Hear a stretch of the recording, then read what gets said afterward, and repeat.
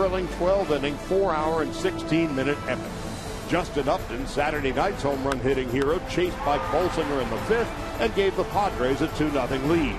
But the Dodger bullpen shut down and shut out the Padres the rest of the way, which gave Andre Ethier a chance to bring the Dodgers back to within one in the seventh inning. Adrian Gonzalez a chance to tie the game in the eighth. Jock Peterson a chance to rescue the game in the ninth. Gonzalez a chance to win the game in the 12th. And Kenley Jansen to save the day. And then on to Dallas. But a change of plans, a change of planes, and a change of venue. Instead of arriving at 10:30 last night, the weary Warriors arrived at 4 o'clock this morning, deep in the heart of Texas.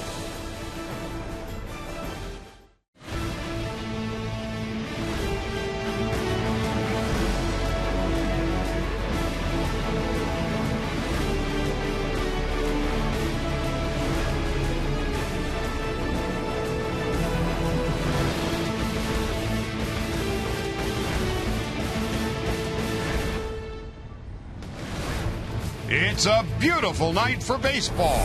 And live from Globe Life Park in Arlington, Texas, Sportsnet LA presents the Los Angeles Dodgers and the Texas Rangers in the first of a 4-game series. 2 here and then 2 back at Dodger Stadium on Wednesday and Thursday nights. Hi again, everybody. Charlie Steiner, Orel Hershiser, and Nomar Garciaparra. How was your flight? By the way, the Dodgers, of course, had that dramatic win last night. Coming into the game yesterday, Adrian Gonzalez was really struggling. 3 out of 26, but he had 2 very big hits yesterday. Listen, got great hitters like Adrian Gonzalez, despite those struggles, still seemed to rise to the occasion. He had hit into 4 double plays coming into the at-bat in the 8th inning. A double play situation, and hits a ball in the gap and scores Yasiel Puig. And then you give him another opportunity in the 12th inning to try to go ahead and to put this game away. And great players like Adrian Gonzalez push the struggles aside and come through. And how about that catch by Jock Peterson in the bottom of the 9th?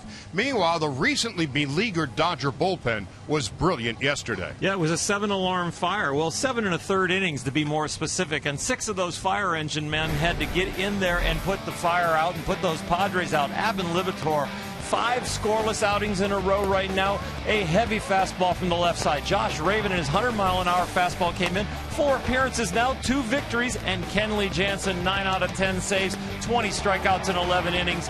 That bullpen is starting to come through. And the Dodgers begin the night with a 3.5-game cushion in the National League West. We're getting ready for the lineups and first pitch. Dodgers and Rangers are coming up next.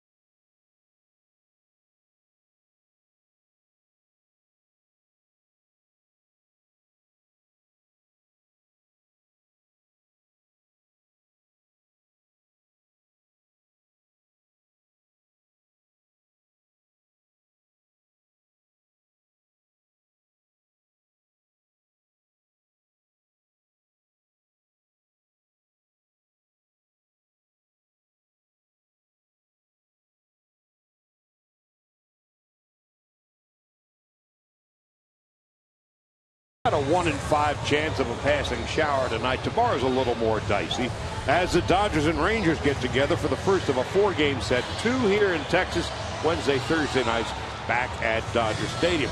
Interleague play this year. The Dodgers played the American League 3 times. It was the Seattle Mariners back in April. They swept the Mariners back at Dodger Stadium. And by the way, our closed captioning is brought to you by Shumash Casino Resort, where we are all about you. So the Dodgers begin the night with a 3.5 game lead over the Giants, 6 over San Diego. The Padres fired Bud Black today. Arizona 6.5 back. Colorado 8.5 games off the pace. The Texas Rangers all of a sudden are just 2.5 games behind the Houston Astros. Texas at 33 and 30. 13 and 16, however, here at home. And since the 4th of May, so you're looking at now about the last 6 weeks or so, 25 and 14, the Rangers have the best record in Major League Baseball. So here are the Dodgers. Of course, everybody's heard about the flight and the late arrival, but hale and hearty and ready to go. And time to take a look at the lineup put together by Don Mattingly as the Rangers take the field. It'll be Jock Peterson and Yasiel Puig. Adrian Gonzalez. Gonzalez, the hitting hero yesterday. Kendrick in the cleanup spot. Justin Turner at first base. Andre Ethier in left. Grandal is the catcher. Rollins at short. And Alberto Callaspo batting ninth at third base. Of course, this is interleague play, and we're going to be using the DH in the American League ballpark. Dodgers will be facing somebody they've seen before. 29-year-old Gallardo making his 14th start, a record of 5 and 6, and ERA about 3.5. You're right, Charlie. Despite being interleague play, Giovanni Gallardo was pitching for the Brewers, so some of these Dodgers have faced him numerous times. He's going to come at you with a fastball that hovers around the low 90s, 91 miles per hour, kind of goes over the top, drops the head to the side, so that arm action is straight over the top. Will have a good curveball that has about a 10-mile difference between his fastball and his curveball. Throws a slider and an occasional changeup, but he will work all 4 quadrants with that fastball. It will be Jock Peterson, Yasiel Puig, and Adrian Gonzalez to begin the game. Of course, Jock Peterson with that spectacular catch, robbing Justin Upton yesterday, and that's the T-Mobile game changer. Boy, did it ever. It was the game extender at any rate. If he doesn't make that play, the game is over. Instead, on and on, the Dodgers and the Padres would play for 12 innings and 4 hours and 16 minutes. And when all was said and done, the Dodgers left San Diego winners of 5 of their last 6 and 6 of their last 8.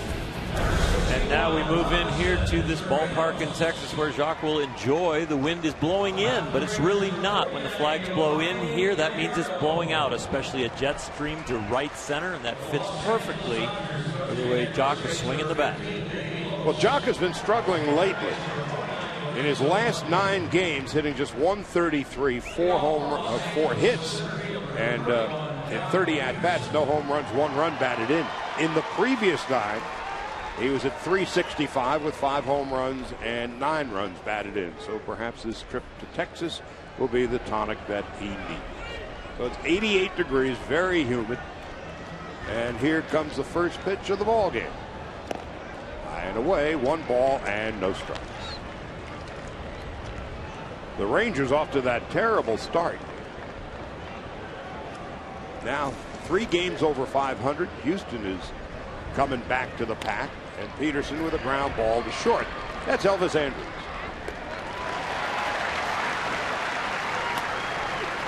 Defensively behind Gallardo tonight, Hanser Alberto is at third base. Of course, Beltre's on the DL. Andrews, you know.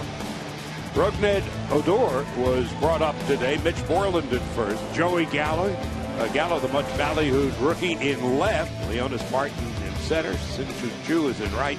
And Robin Chirinos is the catcher. The DH, Prince Fielder. Now here's Yasiel Puig. Puig, 3 home runs and 8 runs batted in. And a first ball swinging Puig, and that's not the least bit unusual for him. Fouls it off to the right, and it's 0-1. Right now with the blue, beautiful Texas sky, and it's a tough left field to play. The sun is just bearing down on Gallo out there, and Andre Ethier will have to roam left field with the sun glaring into his eyes.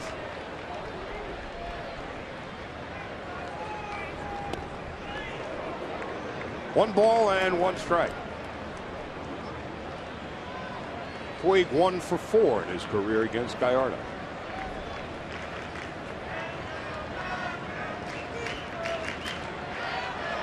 Not a big shift for Puig as he tried to check his swing, but went around the short too much. And it's 1-2. Well, we see defenses play our individual hitters different in every city. You know, sometimes it's situational. I think sometimes it's short term or long term. When they're looking at the data, if they're looking at the guy's whole last year or whole career, or are they looking specifically against this pitcher in this situation, and I think that's why we see the different adjustments. 2-2 with 1 out, just underway. You're talking about short term. You're thinking of Yasiel Puig up at the plate. The Padres had him to shift. They had the second baseman on the shortstop side, and he got a nice base hit going the other way in that game yesterday. And so that you're talking about short term, I'm like, well, let's not maybe move him over there, because he's seems to be looking like he's shorter to the ball since he's been back from the DL and hitting the ball more toward the opposite field. Gallardo in his 8th year. Came over in the offseason from Milwaukee. Last year with the Brewers, 8-11, but an ERA of just 3.5. In his career, 89-64. Well, Puig, yesterday we saw him work the count. 7-pitch walk late in the game. And here it is, the 7th pitch of this at-bat. And that was an important walk. I mean, gets on base, and then that's what allowed Adrian Gonzalez to hit that double. I mean, that double when he eventually went to third on the throw and knocked in Yasiel to tie the game up. That was a big at-bat. Puig has been terrific since coming off the disabled list. 357 on the year. And he works the count full. This is a different Puig than we have seen. More discerning at the plate. Not afraid to work the count. Still hitting himself with the bat all over, though. He's used to that. A 7-game hitting streak for Puig. Gallardo wins the battle. The 2 out, nobody on.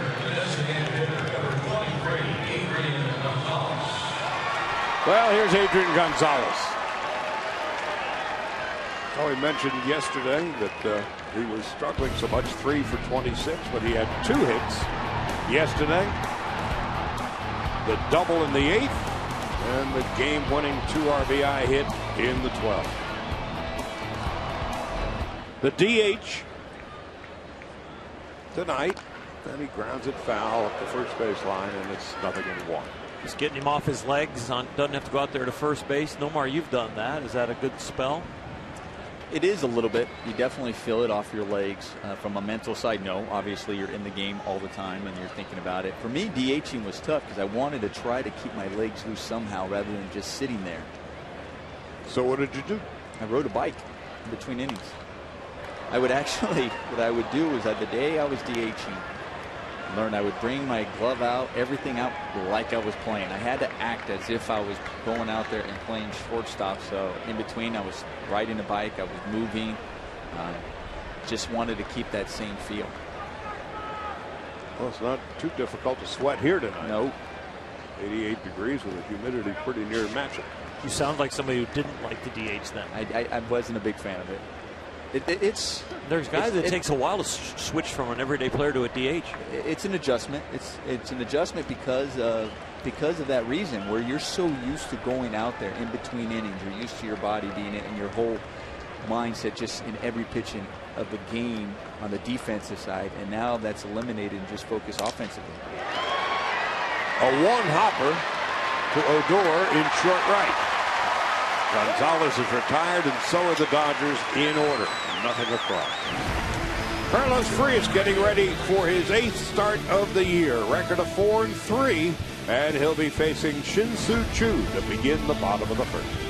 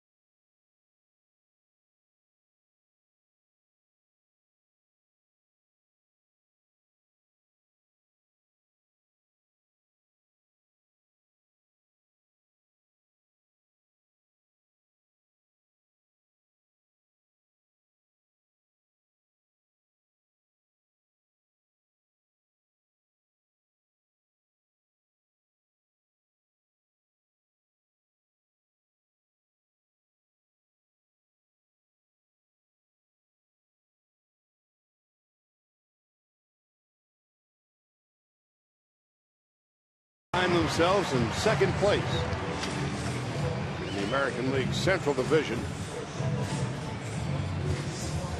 And Jeff Bannister in his rookie season running the ship with June, Gallo, and Fielder. Fielder at 343 is the American League's leading hitter. Moreland, Andrews, and Odor, who's just called up. Leonis, Martin in center. Chirinos the catcher. Hanser Alberto taking over at third base with Beltre on the disabled list, and Frias' first pitch to Shin-Soo Choo is fouled off to the right, and it's 0-1. Carlos Frias, in this ballpark, you've got to bring your whole war chest of all the different tools you need, and one of them especially is your flak jacket, because this ballpark you can give up some runs and base runners all around you. And so you've got to be very tough, almost understanding. You start with future perfect tense in your mind that you're going to have a really great game, but you know if you take a shot here and there, you're going to have to be tough. Quickly ahead, 0-2 to Choo.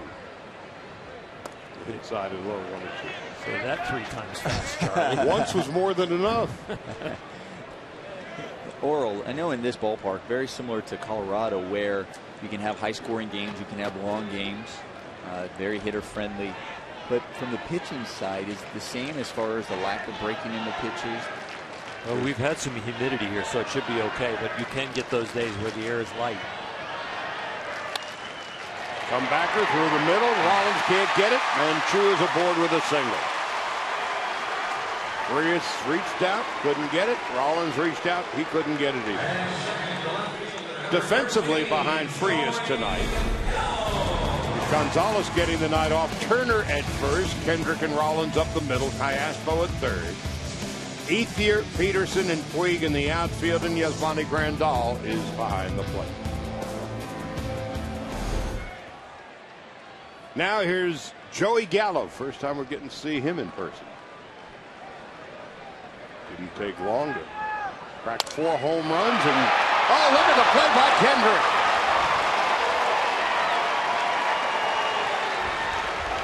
And third, the designated hitter, number 84, Prince. Joey Gallo not shy here on Carl's cam. Howie Kendrick showing that he's got some ups. Doesn't matter how long it took us to get here to Texas via Los Angeles, but that was straight up compared to the stops we made to get here. 1 out, 1 on, and Prince Fielder coming up. The Prince at 343, 10 home runs and 44 runs batted in. First time the Dodgers have been here in Texas since 2009.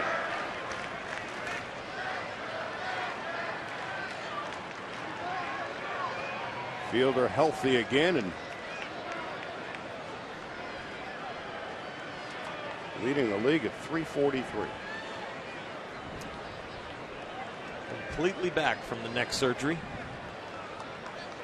That's the one thing fans don't realize when players who historically have been good suddenly go bad. You don't know how bad the injuries are.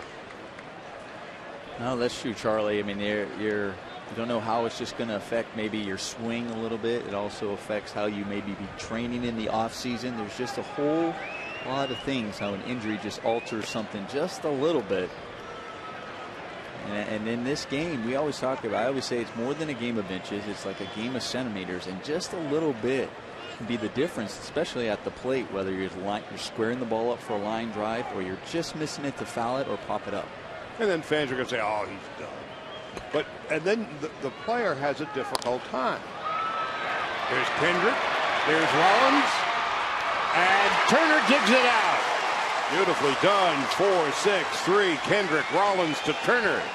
No runs, 1 hit, 7 pitches is all that Frias needed as we go to the second, scoreless, deep in the heart of Texas.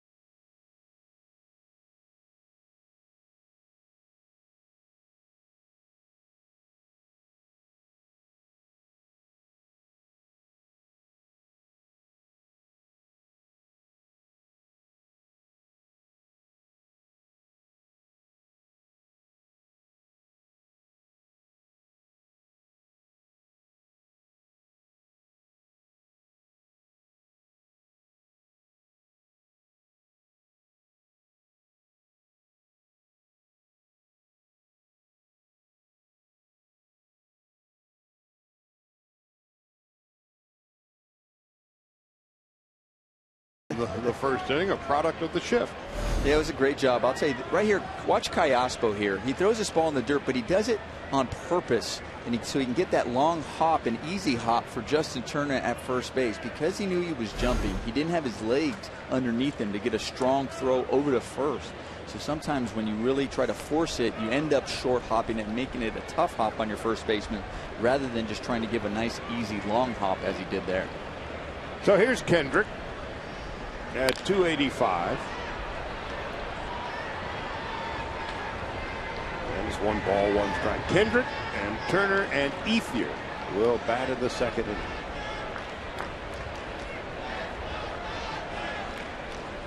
Howie was 1 for 6 yesterday. He was struck out 3 times. And here he bounces to second. And Odor throws him out. We're talking before the double play about when a player is injured, and then the dilemma the player has: how much do you let out? You don't want to sound, like you're trying to make an excuse. On the other hand, you have to go out and play, but you know you're not at 100%. How you explain that and how you navigate that internally must be an issue. It is. It's not easy, because you're always going to feel pain, and you're always going to say, okay, well, is the pain altering really what I'm doing? Would you like to think it's not?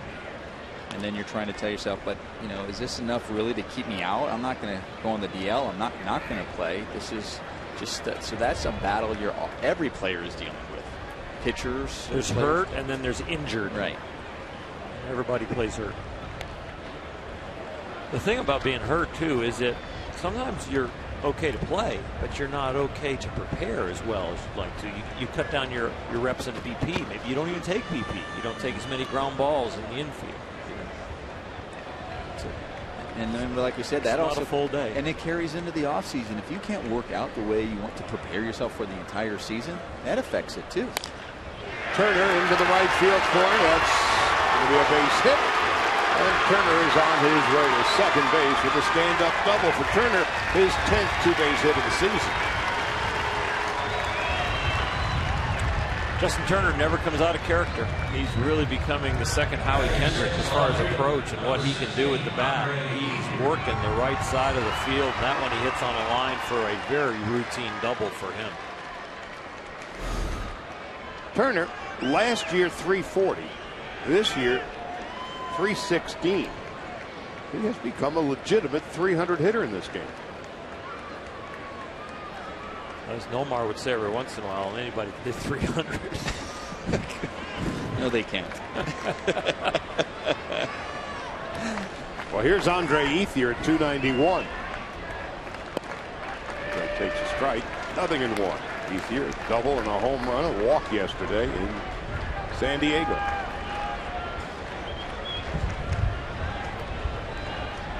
For Ethier, 9 home runs on the year. He had 4 all of last year.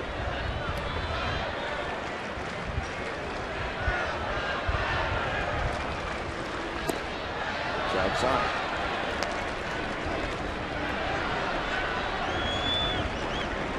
Ethier is enjoyed what Gallardo has served up. 8 for 21 with a home run. That's a 381 clip in his career against Giovanni Gallardo.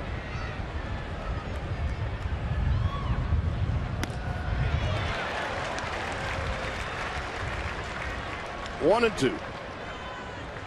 Remember last year you saw a lot of grimaces and painstaking glances from Andre like he was lost.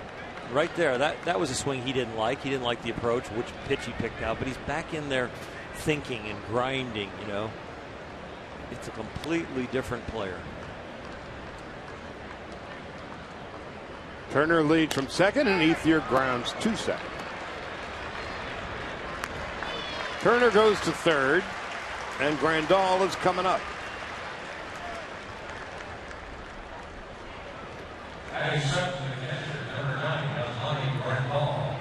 Grandal at 270 with 7 home runs and 22 runs batted in. 0 for 4 and a walk yesterday.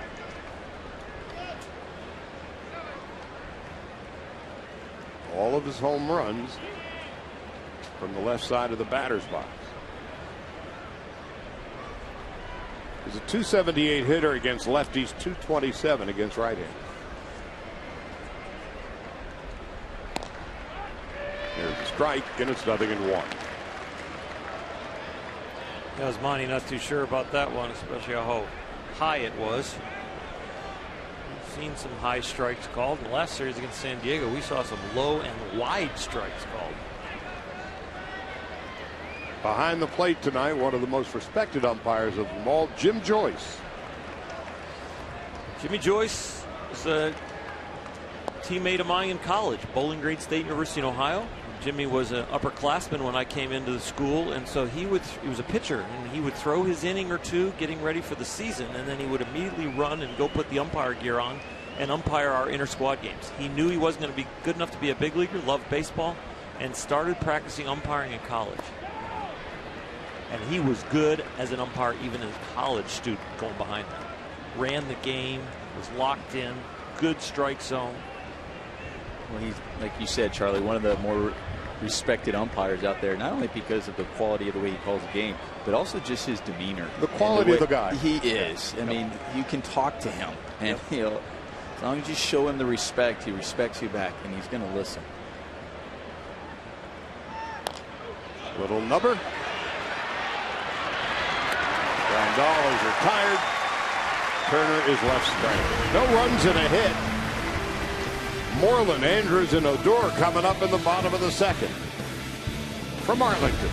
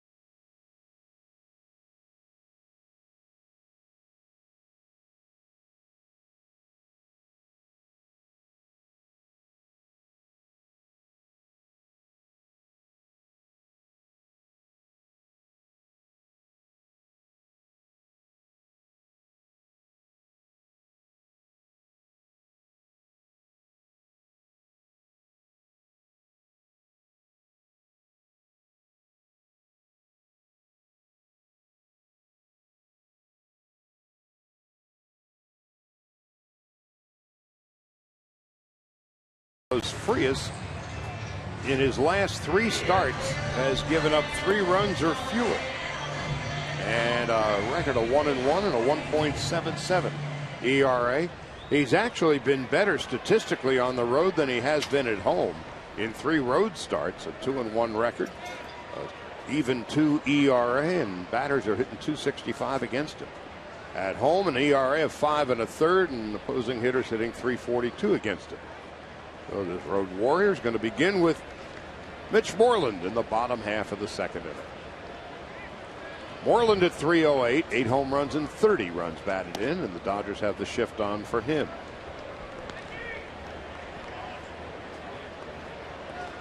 This Texas lineup can score some runs. They had a tough April where they only scored, let's say 75 it was, but then in May they scored 158. They're now 2nd in the American League in runs scored.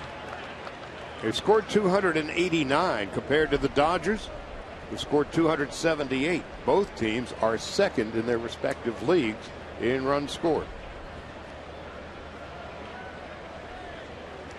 And Moreland rolls it up the first baseline. It's foul.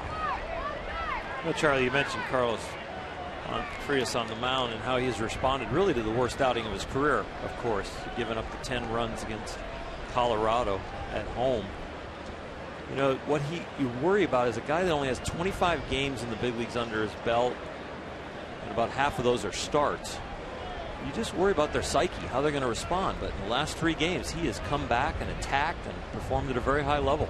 And what's fascinating about Frias, here's a strike. He had that historically bad start last year in Colorado. Responded to that. Had one really bad start this year. Responded to that. And when all is said and done, at 4-3 and a .386 ERA, with that ERA that got blown out of the water in that one poor start, he's able to strike out Moreland to begin the 2nd. Says a lot about his character. Yeah, he's a very humble young guy, and you see him through the food room or on the bus or wherever you see him. He looks up, he shakes your hand, he says hi, he's willing to learn and just be part of it. We love the whole group. We love being around him. And I also I'm impressed too on his post game. Speaking English, and he's also talking about how he's growing, what he's learning, what he learned from that game, what he could have done better. And then you see him take it into the next game. Strike, and it's 0-1. If you toss out that game against the Padres when he gave up 10 runs and 12 hits, and he'd be the first one to want to toss it out, he has not given up more than 3 earned runs in any other start. Another one of our youngsters that is, learning and growing on the job, but still performing. That you're not worried about. You don't want to replace him at all. You just want to watch the growth. The arrow is pointing up. Elvis Andrus takes inside.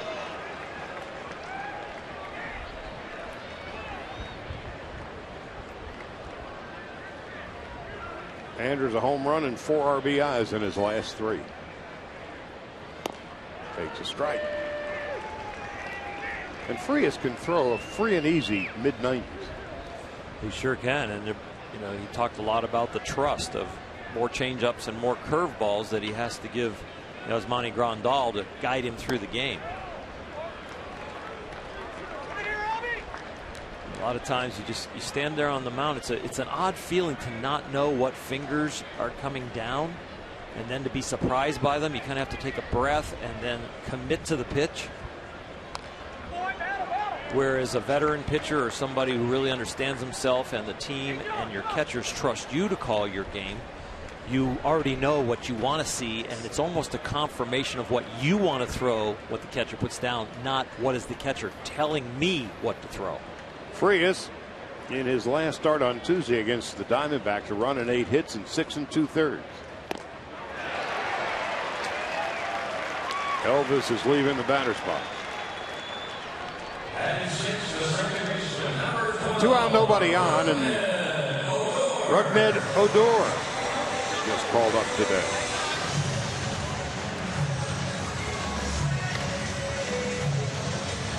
The Rangers have been battling injuries all over the place. Beltre, of course, on the DL. Hamilton, DeShields, the left fielder, on the DL. Gallup just called up. He was playing third. Now he's going to be playing in left. Ollendorf, Feliz, Yu Darvish. Comebacker over the head of Frias. Can Kendrick get him? No. Odor, an infield hit.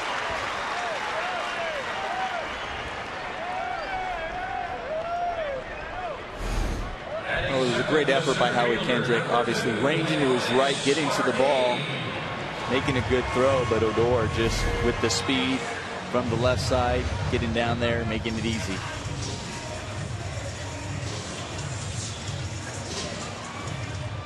Odor can run.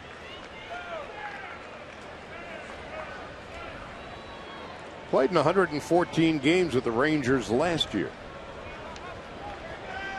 Leonis Martin stepping in. Martin at 255. Dodgers aware that it might be inclined to steal. The Rangers, 45 stolen bases this year. They've been caught 16 times.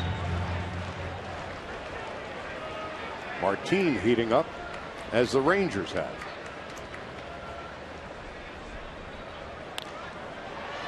Off to the left and out of play. Odor has stole as many as 32 bases in a year in the minor league level. They're over there eyeballing Frias and what they can do, checking the watch. Grandal has thrown out 9 of 31, 29%.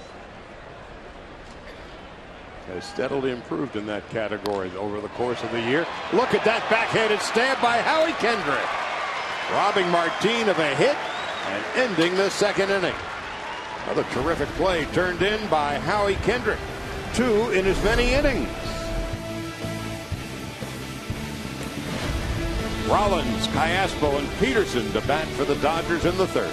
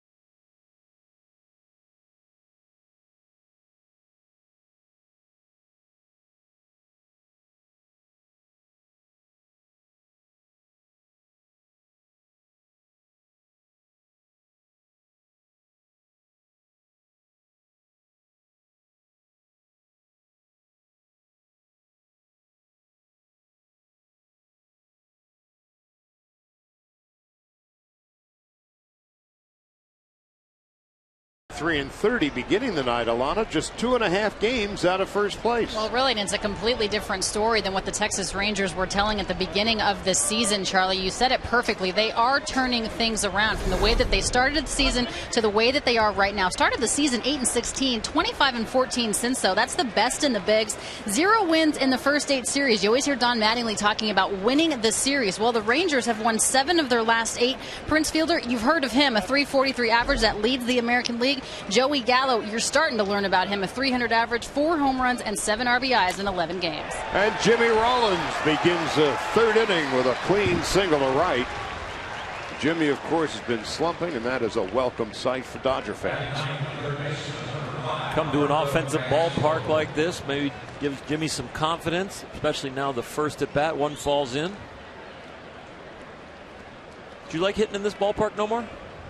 I did. Yeah, I like the warmth. I know it's a hitter-friendly ballpark, but you can see the ball well. Here is on top of that. So because I just looked up the top 3 hitters of all time best at this ballpark. You're number 2. Miggy Cabrera, 391. Nomar Garciaparra, 389. Tim Salmon, number 3, 378. Okay, so I like it a lot. So anybody can not hit as much 300. as Miggy, right? But almost as much. Yeah, almost. You could make a comeback and just hit here for a little bit and catch him. Down by 2 points. Callaspo's the hitter, and he takes high and away. 2 balls and no strikes. I love setting Nomar up for a compliment.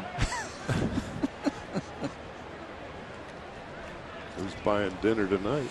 Nomar. I am. I'll do anything for a free meal. Oh, you better believe it. Peterson on deck. Rollins with 6 stolen bases, back with a head first slide. The old skipper Tommy Lasorda might be listening to the broadcast. I'm sure he is, and he had a phrase: "If it's free, it's me."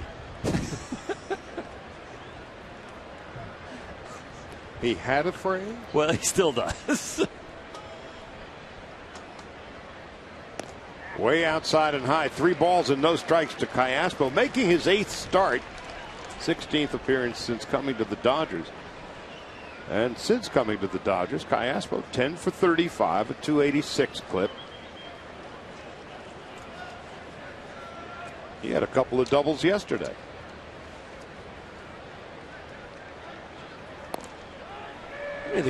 How many guys in this generation are going to look back at their baseball cards or their photos when they're pitching or playing at the facial hair and go, "What was I thinking?" You take a look at your old prom pictures and you got those baby blue tuxedos and you say, what? I know. Now you've got, Duck Dynasty running amok. I was top hat and tails with a cane and a red tie, white. Oh my gosh, it was so bad. Really? Yeah, so bad. Last week. No. I was wondering what's wrong with the baby blue tuxedo. How about with the ruffles with the dark blue on the outside and the light blue on the inside? Dumb and Dumber. Callaspo fouls it off to the left. That's not very nice to call your partners. No, that was from the movie. I know. Okay. I have to explain it to you. Boys. Back to our regularly scheduled program. Getting off the rails. Oh, maybe sleep deprived. It's understandable to know. There goes Rollins. And a foul tip. Speaking of sleep deprived, Nomar, what does an everyday player feel like after the travel hell we had last night? Well, obviously you're tired. You hope that you got decent sleep, but you just go through. You're almost like numb at times. This stretch the Dodgers are going through is going to feel, the 34 games in 34 days starts to feel like almost those dog days of August a little bit, the end of the season. Rollins going again. Call strike 3. Throw to second base, and he is gone. Torinos with a perfect throw. Strike him out, throw him out. 2 out and nobody on. Well, it's 3-2 there. Rollins isn't really trying to steal the bag there, as he is just putting in motion to stay out of a double play, knowing that you have one of the hardest guys to strike out in the major leagues at the plate in Callaspo. So you're going to put him in motion 3-2. See how he looks back. there and just saying, okay, he was hoping that Callaspo would either make contact or ball 4. It was neither. Now there's 2 out. Peterson with one of the great catches of the year yesterday. Mired in a slump. He is 4 for his last 31, having bounced to short in his first at bat. That's over the last 9 games. In the 9 games before that, it was a house of fire. 5 home runs, 9 runs batted in, and 365.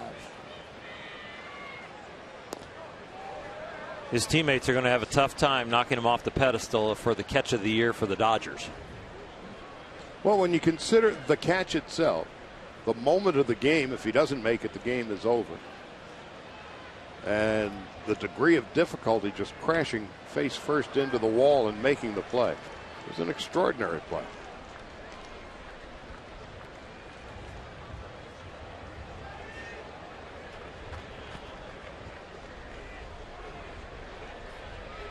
One and 2 with 2 out here in the 3rd.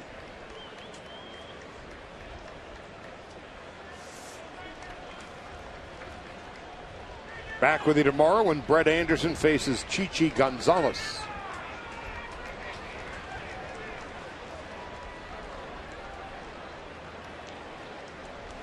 And then back to Dodger Stadium Wednesday and Thursday. Elvis Andrus. No runs, 1 hit, and nobody left. The 8, 9, and 1 hitters for the Rangers against Frias in the bottom of the 3rd, still scoreless.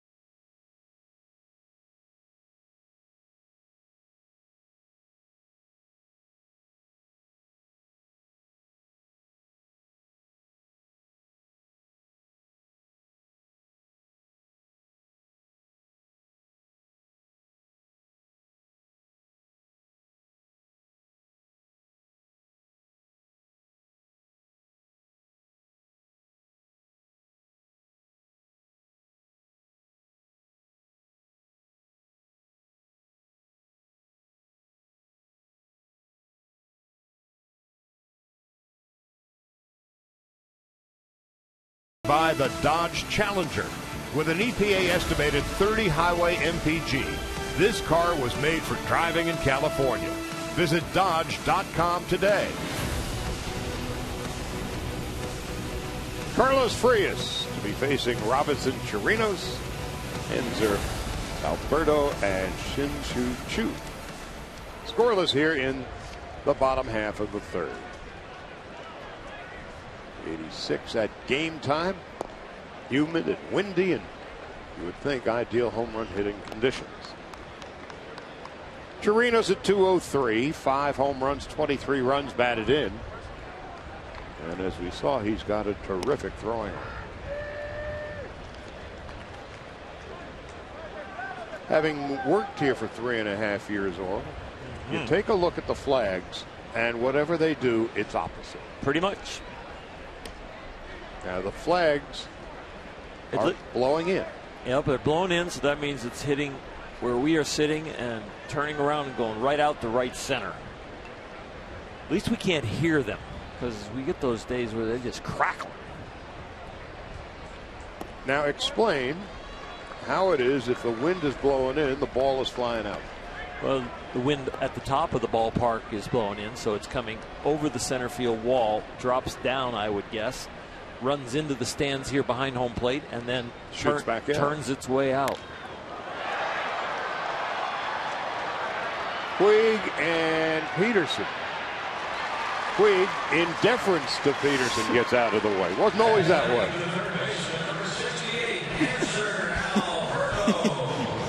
He looked like he wasn't happy about that, but if I'm Jock, I go, did you not see my catch yesterday? Hey, enjoyed two great American traditions, baseball and fireworks on the 4th of July when the Dodgers take on the Mets. Stay after the game to see the sky light up with a spectacular 4th of July fireworks show presented by Cirque du Soleil's Curious.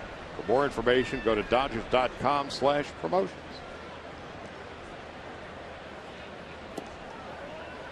Alberto takes outside, 1 ball, no strikes. I remember when this park was built 20 years ago, 21 years ago. They were really surprised. They'd look at the wind and suddenly the ball was flying out. And if memory serves, they made models. They had all sorts of wind experts come in to try to explain what was going on. And apparently the wind that blows in then hits off the upper decks back behind home plate and shoots back out again. It's maddening to be a pitcher here on those days, and this could be one of them. Right now, I don't think the wind is that strong, you know, where it's dropping down in, because we don't feel it in our face with the booth being open. And normally you see the papers blowing around up here in the booth from the wind coming in. It's strong up there right now. That's the first walk given up by either pitcher today.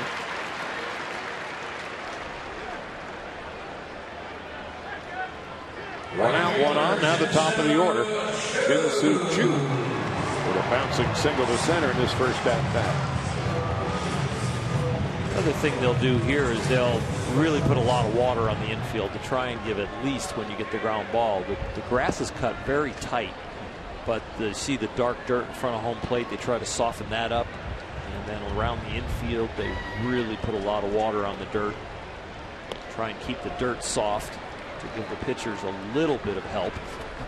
But it's usually, even though they do that, I mean, that's, you see in front, that makes a difference. But it dries up really quick. One, because of the wind, and then the other, because obviously because of the heat. So this has always been known as an infielder as a fast infield. Yeah.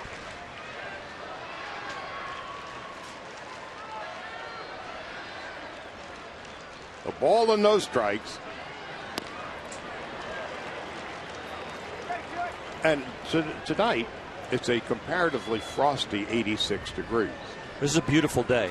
You know, here it gets really hot in the summer. Which is the point I wanted to raise. Come July, August into September, over the years, the Rangers have plumb worn out because of the heat. And I remember, you know, for instance, in the Johnny Oates days here, as Choo tries to square, and it gets past Grandal. It got to the point where the Ranger teams were wilting so badly they didn't even take infield in the latter stages of the season, or BP. No, they didn't take batting practice. When I was here the 4 years coaching and assistant general manager, we really did a lot of studies on that. And if it was up above 95 degrees, we didn't come out of the locker room. We did all the work underneath. Which then raises the question, how does a team stay sharp in a pennant race having to deal in those conditions? Kendrick throws out Choo as Alberto goes to third.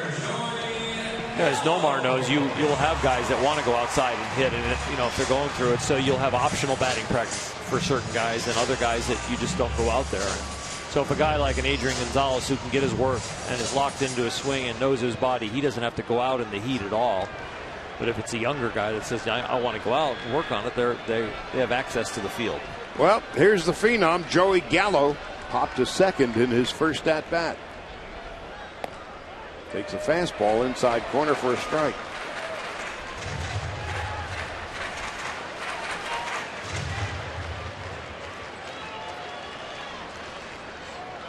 Gallo out of Henderson, Nevada, 6'5" and 230. When he hits him real far.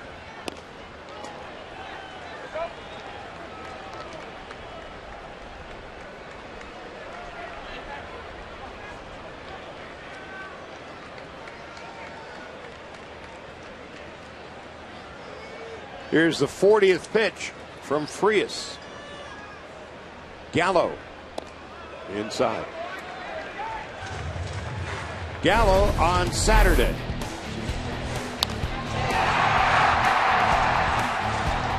Left a lasting impression in the second deck. Carlos Frias and Yasmani right now are pounding him in, but where I just saw that pitch, don't throw it low and in. It was right in his sweet spot.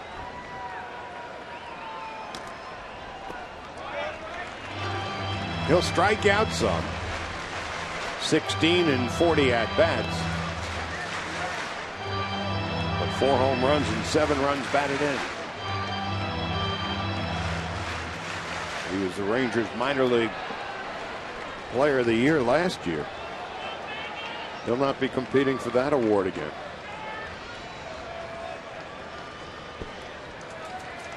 Alberto leads from third and Gallo bounces to first. That'll do it. No runs, no hits, a walk, and a man left. We'll go to the 4th inning. Dodgers and Rangers are scoreless from Texas.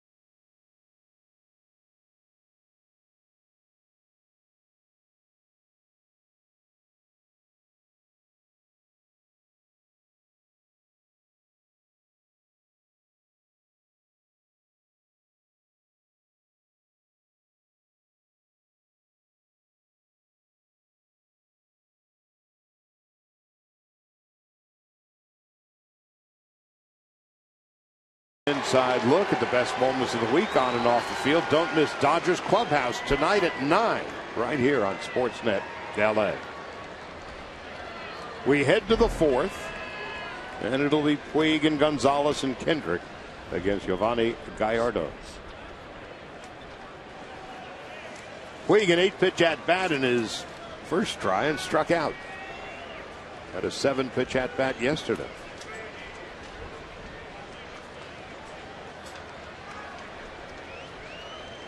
Three home runs and 8 runs batted in for Yasiel Puig. Got tied up and it's 0-1.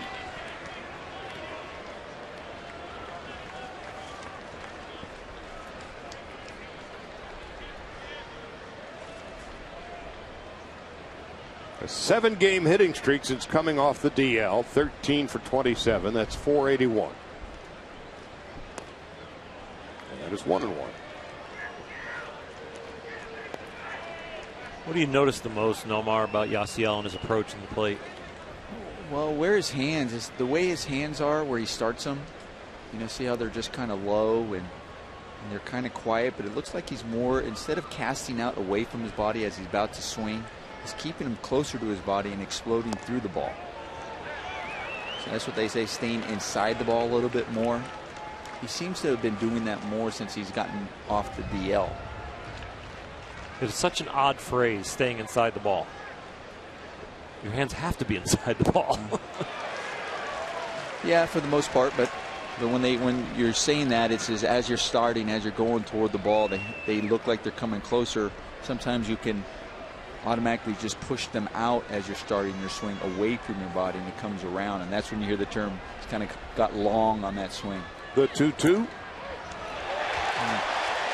Third strikeout for Gallardo. Second time Puig has gone down. He is never going to win the argument with Jim Joyce, who stands right behind the plate with his hands back around his back. It was a pretty low pitch. I can understand why Yasiel was upset at that. And the other thing that made it bad was also the way the catcher caught the ball, how it went down, and then you see where he catches, then he brings it up, and as a hitter, you're watching that, you're thinking, okay, the catcher thought that was a ball. He was forcing it to try to be called a strike. So that frustrates you too. Adrian Gonzalez with the shift on. Takes low, 1 ball and no strikes. Adrian bounced to second in his first at-bat. 11 home runs, 43 runs batted in. It's impressive. You look at Adrian's average at 311 with his wheels. He's not going to get any infield hits, and then because of his wheels, they can play really deep at second base and out there in the outfield because routine ground ball. He's not going to even be beat out when they're out there halfway to right field. So in some ways, you know, the slow-footed guy has the best defense played against him, the most coverage. I'm thinking back to a catcher with Cincinnati in the 30s and 40s, Ernie Lombardi, notoriously slow, slowest man of his generation. Won 2 batting titles. Wow. And he was a catcher? Mm-hmm. And you read about how slow this guy was and how hard he must have hit the ball. He didn't beat any out. So you can't factor in any cheap hits in there, is what you're saying? Okay. No, they're all real expensive. They were really expensive. For Gallardo, this is but his second 3-ball count. Gonzalez 3 RBIs yesterday, 3 of the 4 in the Dodger win. But down on strikes, and Gallardo has fanned 4. Gallardo is really pitching to the edges, the bottom portion of the strike zone to Puig, and that ball was real away to Adrian Gonzalez. This is a ball Adrian doesn't want to swing at this one. He'll even tell you that. Looking for something else, kind of cheating, and then the ball ended up way away. So the Dodger offense to this point has been muted by Gallardo as Kendrick steps in. Howie bounced to second in his first at-bat. Gallardo's one of those pitchers that you can take your O for, and it's a comfortable collar. You know, there's no one pitch that you're really completely intimidated by, but he's just a pitcher. The fastball's topping out nowadays at about 91, 92. None of the breaking balls are that exceptional. No Mars. Oh my gosh. No Mars or anything. You know, a comfortable collar. Well, yeah, there are times where you're going, okay, you can't believe that you're 0 for 4, 0 for 3 when you walk back. Where there's some guys, you're facing Felix Hernandez, and you're going out there and you're going, man, I was 0 for 3, 0 for 4 today. Yeah, he's got some unbelievable stuff. He was just nasty. Never got a pitch to hit today. Right, and when I thought I had one, he threw that nasty breaking ball in the dirt, whatever it may be. Gallardo, he got me out. What's going on? He got me out. To second base. And another 1-2-3 inning for Yovani Gallardo. We'll go to the bottom half of the 4th. Prince Fielder, Mitch Moreland, and Elvis Andrus coming up.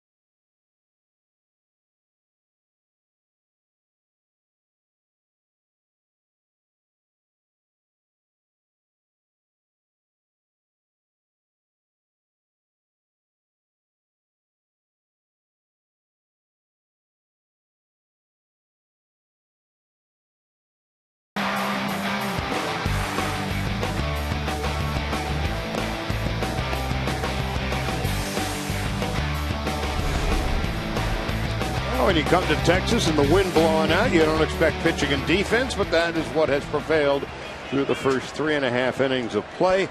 Here's Frias's 42nd pitch of the game. Rifled just foul down the first base line off the bat of Prince Fielder. Bounced into a double play in his first at bat. And he is the American League's leading hitter.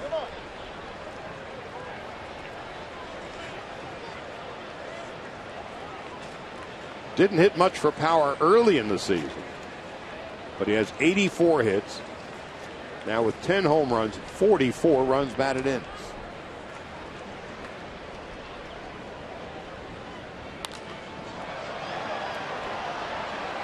Jimmy Rollins dealing with the breeze.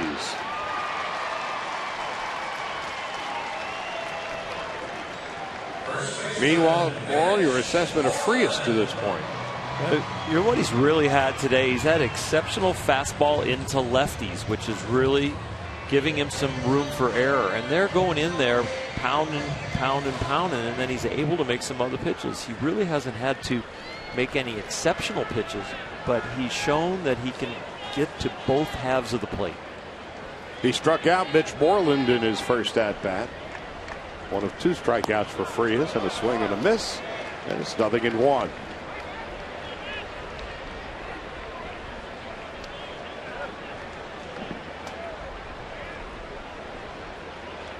Andrews on deck.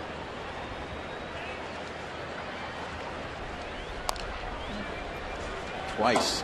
Come back with that changeup twice there, Orel. And you talked about as the growth of Frias. Everything used to be hard. All of his pitches, his fastball, his slider, everything similar velocity, but that one right there with the movement. To Mitch Moreland riding a 9-game hitting streak.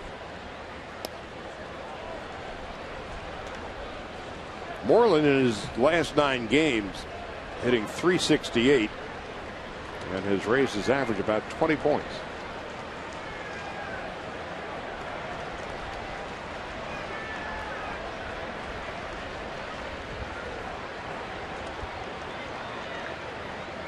With 1 out in the bottom of the 4th, the count is even at 2-2. What's he doing? He hit him. Well, Moreland thinks he hit him.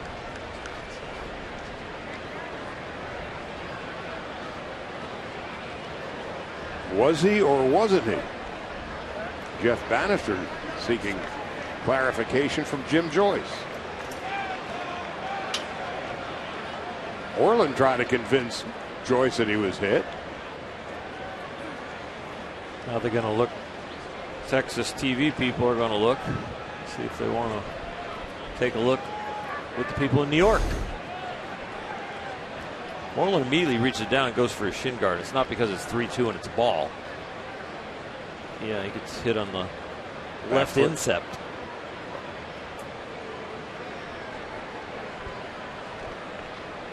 Yeah. You think that hit him, Orel? I do. Moreland thinks so. Bannister thinks so. If they look at the ball, that's why they polish your shoes. Look at the ball for the shoe polish.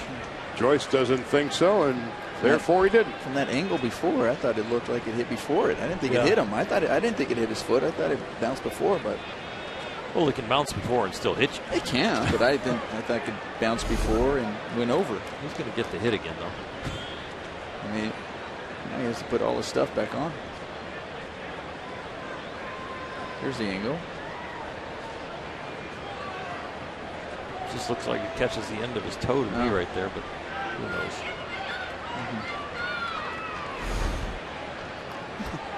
But you're right. I mean, he reacted right away, like I'm hit. Yeah. So did Lawrence Olivier. So did Derek Jeter one time. He wouldn't hit at all. 2-2. Now it's 3 balls and 2 strikes to Mitch Moreland with Elvis Andrews on deck.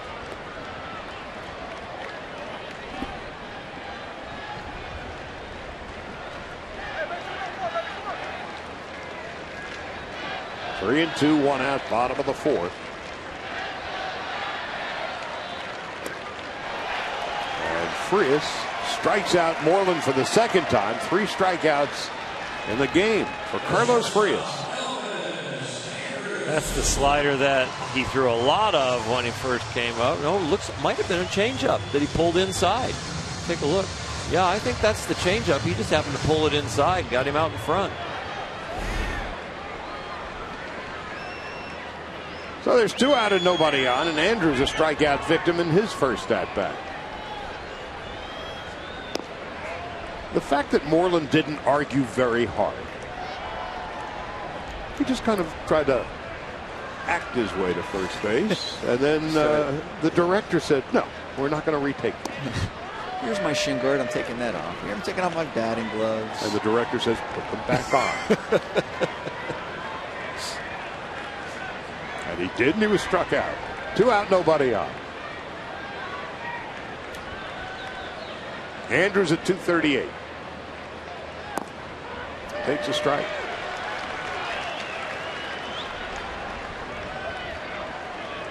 Meanwhile, Frias' pitch efficiency has been terrific. 53 pitches, 30 strikes, 3 strikeouts and a walk.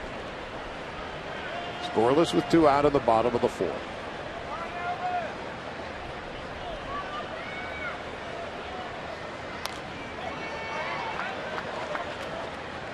The sun setting deep in the heart of Texas. The lights are on and just now beginning to have the effect on the field.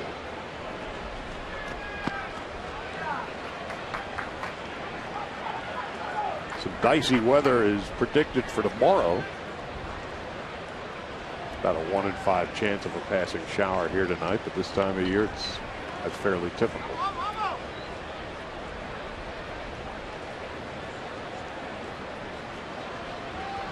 On 1 and 2. 2 balls and 2 strikes.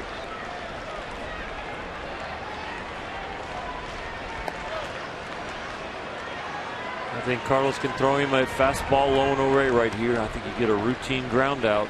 We've shown him almost everything. He's got to be a little bit on his heels. Just make a quality pitch, low and away. And he did. Well, tonight, Moreland's been struck out twice. Andrews has been struck out twice. Rangers retired in order. When we come back for the top of the 5th, Turner, Ethier, and Grandal coming up.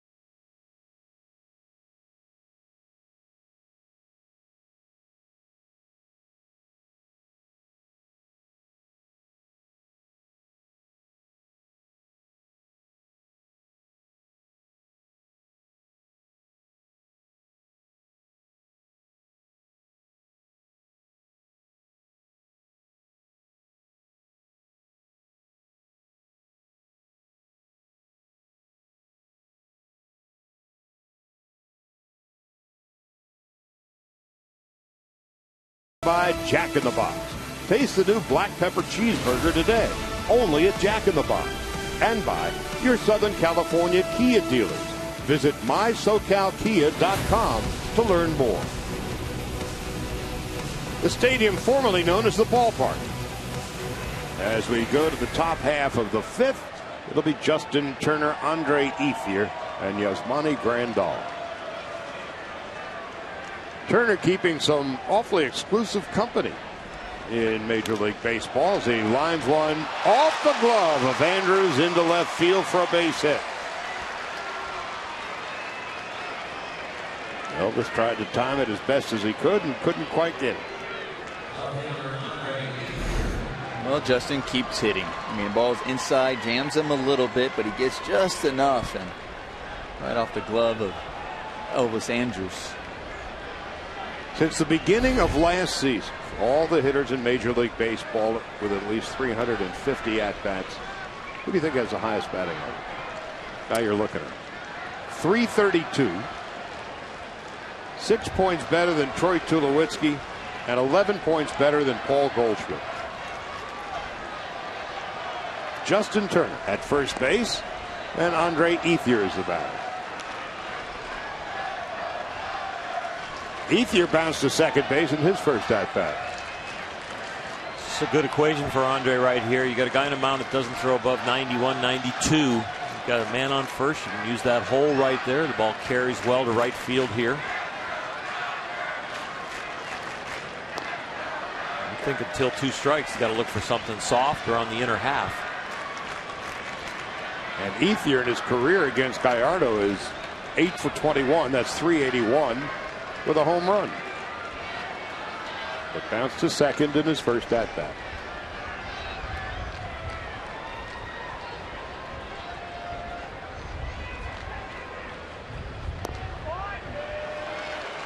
Ethier is looking in, and they just happen to two make exceptional pitches. 2 good pitches on the other half.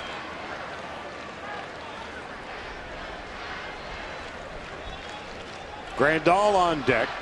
The outfield of Gallo, Martin, and Chu straight away.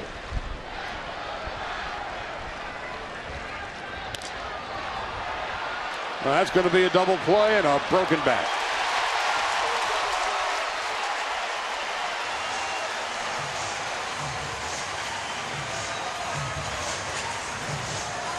And thumbs that feel like a tuning fork.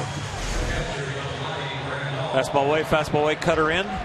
Yeah, it's kind of cutter slash slider. And, you know, with Gallardo, what I've been seeing from his slider, when it's up in the zone, he's got some swings and misses on it.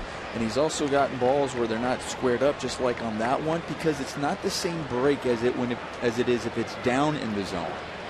It almost backs up just a hair, or it's just a very almost cutter break. And then when he throws that slider down, it has more of that sharper, typical slider break. 2 out and nobody on Grandal. 0 for 1. Fouls it off to the left, which led me to wonder. There's I guess a fine line between the cutter and the slider. And when does one turn into the other, and when is not the other? You know, as a pitcher, how is it for you? I can tell, you know, for us as a look, a cutter has a tendency to go straight at you more and have a later break, and just at, you know, almost closer to the hitter, like that late kind of just movement, where a slider you can kind of see it starting out of his hand, and then it's starting to go, and then it's just sweeping away from you as a hitter. A more pronounced break. Yeah. And a cutter, as a pitcher, what it feels like in your hand, it's a little bit more of you're cutting through the ball and you're using the underside of your fingers, more the palm side of your fingers, whereas when you're throwing a slider, you're using the edges of your fingers, and you're actually spinning the ball. 3-2 to Grandal, with Jimmy Rollins on deck. The slider's often used for a swing and miss. The cutter is used more so you don't hit square. Get it off the barrel. Yeah, exactly.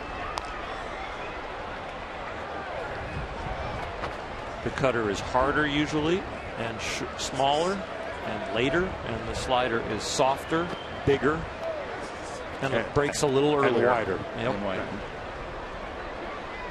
And the really good cutters, you don't see the red dot like you do on a slider. That gives the hitter the first image that it's going to be a slider.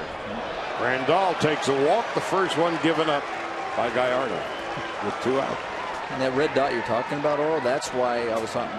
You're seeing that slider by Gallardo, the one that's up in the zone, being more effective, because you see the dot as a hitter and you're anticipating it to break more like when it's down in the zone and it's not, it breaks more. So you go, okay, I see the dot. It's a slider. Here's where it's breaking, and it's not breaking quite the same. Rollins single to right in his first at bat. And lifted his average back over 200. When you talk about the red dot, the folks who are watching at home, look at the ball. There's no red dot on the ball. What is the red dot? It's the seams that are spinning. They're spinning right in front of you, and it's right on the seam, so that the four-seam fastball seam is just spinning right there, and it's staring at you as a hitter. Rollins fouls it back. There's a red dot on the ball every pitch. Just depends on where it's facing. Depends on what the ball's doing. On a four-seam fastball, the red dot is on the side to side. On the third base bag and the first base bag, there's a dot on each side. On the slider, the dot is straight at you. Just changing the axis. The dot kind of shows you where the axis of the spin is.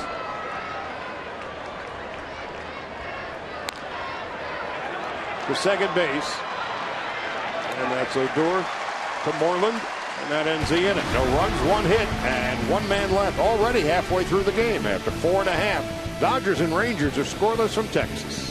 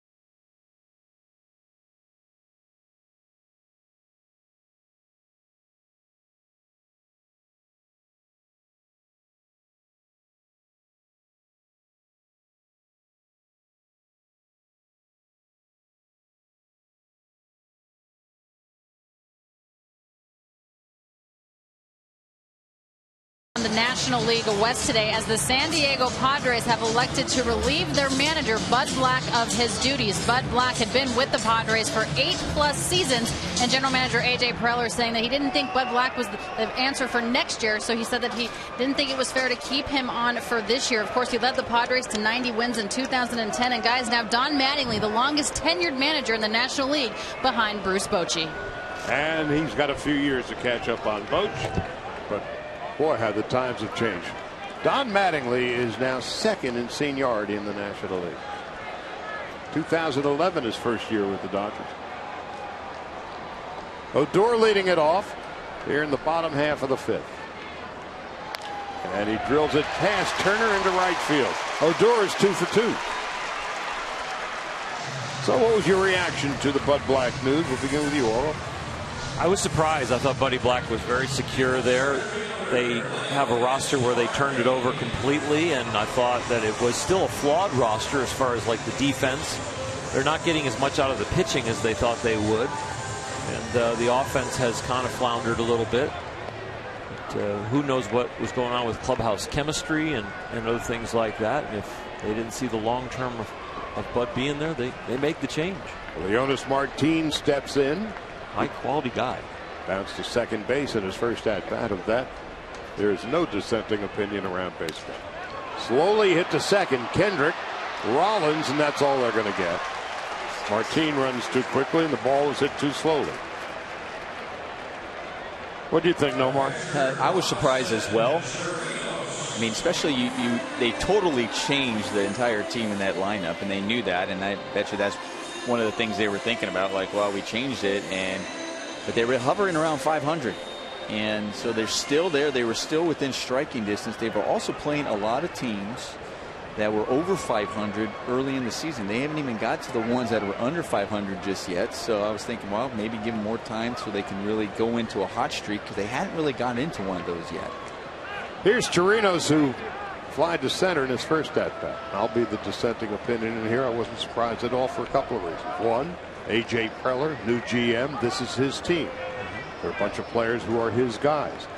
Bud Black wasn't his guy. He inherited him. Bud is universally respected around baseball. But generally speaking, when a new front office comes in, they want their own people. And that's entirely understandable, or new ownership. And again, this was, as we just saw. Are you putting Don Mattingly on the hot seat then? No. Same scenario. It is, but he's now 3 years in, and he has blended and melded. And oh, by the way, they've gone to the postseason. That's true. So that's a different set of circumstances, and this is an entirely different team that we saw just 24 hours ago in San Diego over the weekend. It is a flawed team. They strike out too much. They don't catch the ball well enough, and those are not the players that Bud Black had managed. And we talked about it in the first game of the series. On the game on Friday night, there was nobody in that starting nine that was with the Padres the previous year. So Preller says, all right, this is what we got with Bud, and thank you, Bud, for your days. Now, where they go with whoever the next manager is another story. Because, again, in the offseason, there was a lot of talk. Well, the new GM is in, new ownership is in, and what are they going to do about Bud Black? And that was the same question they raised about Donnie when the Guggenheim folks came in. And then Ned was at first the general manager, and now Andrew Friedman and Farhan, Stan Cassidy on up. And it appears as if, hey, look, the Dodgers right now are 3.5 in front of San Francisco. They've been to the postseason each of the past 2 years. So I think some circumstances are the same, and some are strikingly different. So as I was watching this season unfold, really from the winter meetings on, there seemed to be a sense of inevitability about it.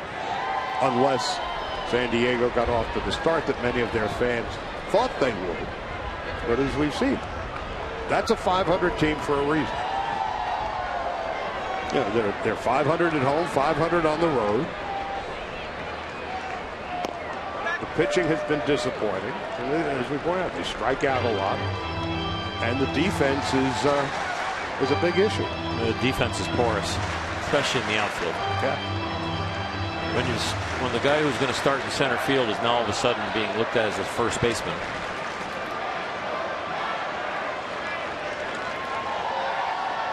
And they're getting really little or no hitting out of their infield. There goes the runner, swing and a miss. Grandal's throw is not in time. So Martin steals second. Mattingly's coming out to talk with Jim Joyce. He's wondering if it was interference on the batter.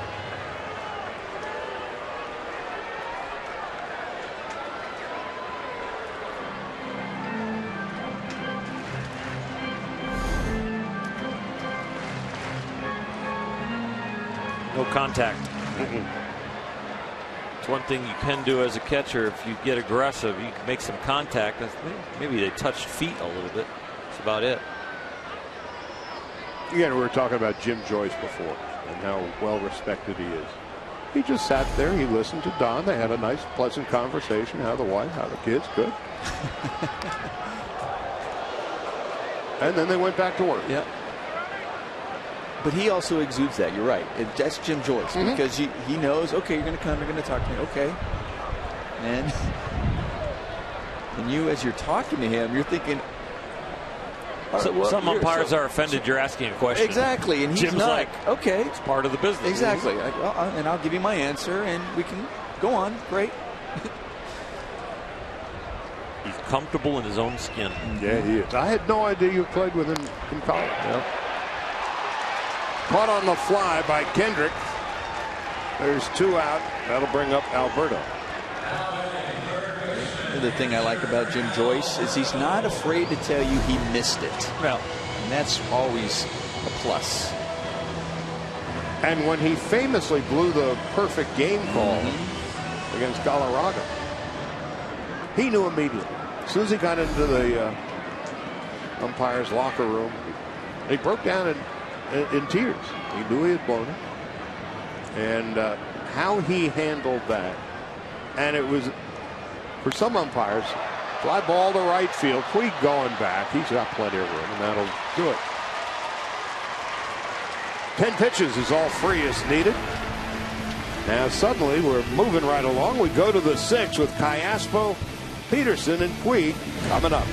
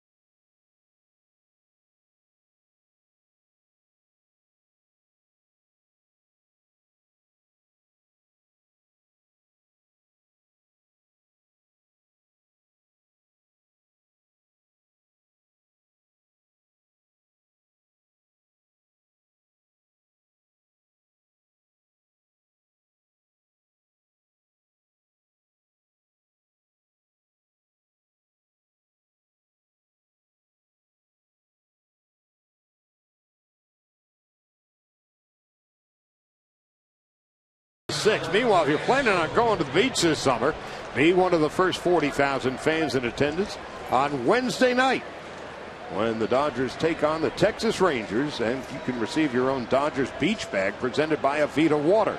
For more information, go to Dodgers.com/promotions. So Alberto Callaspo leads it off. Struck out in his first at-bat, and it's 0-1. Callaspo making his 8th start, his 16th appearance with the Dodgers. There's a strike.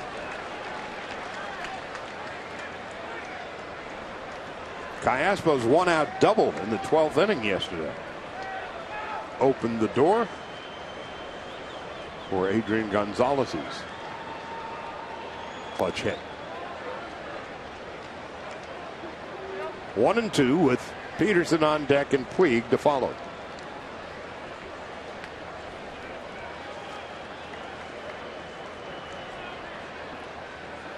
Callaspo with the Dodgers at 286. 2-2. So he's starting at third base tonight. Turner's starting over at first, and Adrian Gonzalez is the DH, as of course we are playing in an American League park.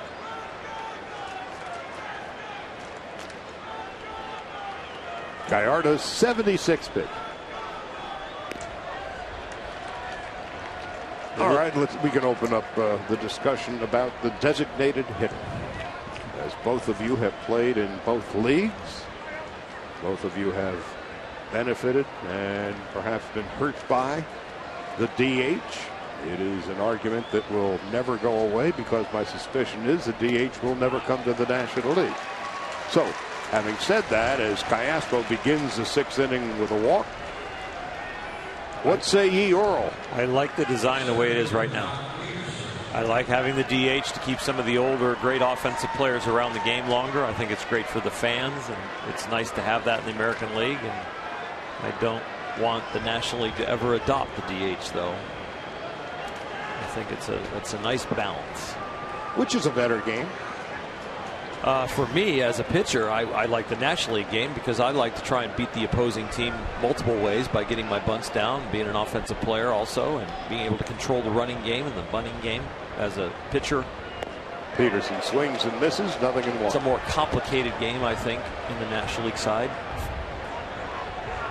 A lot of different ways to win and different ways to prepare, and you can beat your opponent in a lot of different ways.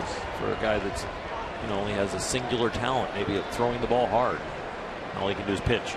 Or offensively, all he can do is hit. No more. The offense in me, I like the American League, obviously, but I like the game. I like the National League better because of all the things. It's just there's a lot of other factors. I also like in the National League how important your bench guys are, how important those guys that they're going to come in, and the strategy with the double switches. To me, the American League is checkers and the National League is chess. Yeah, it is. Yeah. Some days it's like slow pitch softball. But I don't want it to go all DH, and I don't want to get rid of the DH. I think it's nice to have the two leagues. Just thinking back, for instance, to the drama of the World Series last year. And then the double switches late in games. Prince Fielder, of course, one of the game's elite hitters. You saw Alex Guerrero a moment before. But it just seems to be part of the game that makes baseball unique is the cerebral nature of it. At what point do you get a guy in the bullpen up? At what point you can contemplate a double switch? At what point am I down to my last man on the bench? Those are components of the American League game that simply don't exist. The American League player doesn't want to come out of the game either. They no matter if it's 10-1, they want their stats. They want to keep playing that game. And the National League, the player has less power. The manager has the power. It's a manager's game from the 6th inning on. Yeah, I mean, we saw that yesterday when Yasiel got pulled out. Looked like he was like, "What are you pulling me out?" Well, we got a double switch. There's Raven. I mean, you may need him for a couple innings, and you're not coming up.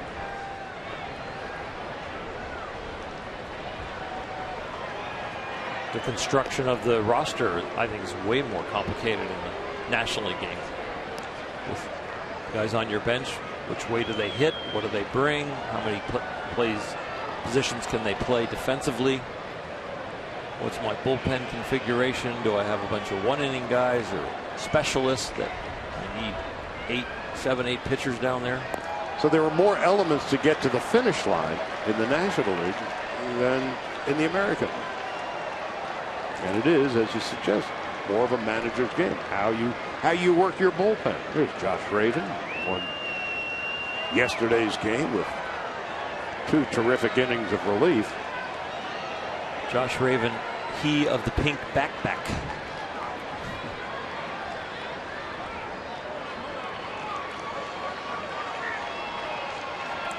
So it's a full count to Peterson.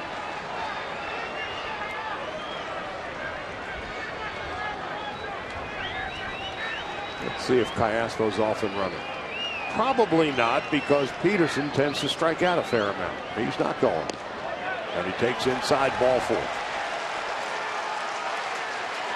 Definitely 2 sliders like you've talked about, Nomer, with Gallardo. He's got the one that's higher that he's trying to jam the left-hander, and he's got the back foot typical slider down and in to the left-hander. So Josh Raven wins his 2nd game yesterday. He was terrific. 2 solid innings. He had that 97, 98 mile-an-hour fastball. How is he rewarded? Guess who carries the big backpack to the bullpen today? The rookie. Congratulations, kid. We're all counting on you. I'll tell you, I don't think I've known any rookie bullpen guy who cares whether he's carrying that backpack or not. I'm in the big leagues, and I'm walking out to a big league. Better here than somewhere else without a backpack. Exactly. But congrats, he did a great job yesterday. 2 innings, and as you mentioned in the open, Oral Dodger bullpen, really the unsung heroes yesterday. Gonzalez had the big hits, and Peterson with a great catch. 6 bullpen pieces pitched in the game, 7 in the 3rd innings. So now the Dodgers have a threat going 1st and 2nd, nobody out. Gonzalez on deck. It is somewhat surprising here deep in the heart of Texas. The size of the Dodger contingent here, and we're in an awful lot of let's go Dodgers here tonight. Callaspo and Peterson, the base runners, with nobody out in the 6th.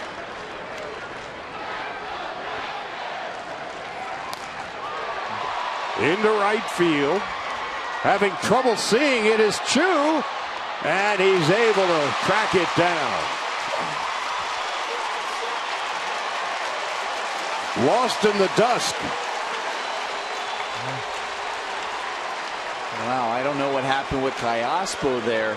I mean, obviously, Chu loses this ball. This ball carries. First, it didn't look like it was carrying, but it ends up carrying back toward the warning track. He makes the catch, and how Callaspo didn't end up tagging on this ball. Callaspo reads it, notices he can't see it, but he still, after he catches it, has enough time to go tag to second base and get to third, and he doesn't. So you see that? All right, he's like, oh, he loses it. Not sure. Okay, now he goes back. He still has time to go, and he doesn't. He just stops. So definitely a misread on Callaspo's part. Now that's one of those, even if he does happen to miss the ball and you drop it, you're not worrying about scoring there. Say, hey, at least at the very least I make it to third base and there's still nobody out with the bases loaded. So here's Gonzalez swinging and missing. If he's able to get to third, here Adrian Gonzalez is eligible for a sac fly. Yeah, it's a definitely different at bat for Adrian Gonzalez. But this is the time of night where the ball can get lost very easily in the twilight. Gonzalez 0 for 2. Now the count is 0-2. You know, we talked about the beginning about Adrian Gonzalez's struggles last couple games, and comes through yesterday obviously with the big hit. That pitch right there early in the season when he wasn't struggling, that's the one he crushes. He's driving that to the outfield somewhere, if not over the wall. The infield with practically a shift. The outfield is playing Adrian a bit the other way.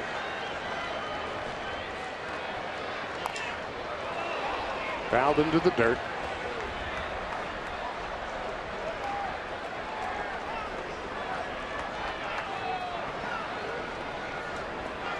Gonzalez hit .383 in the month of April. Hit about .266.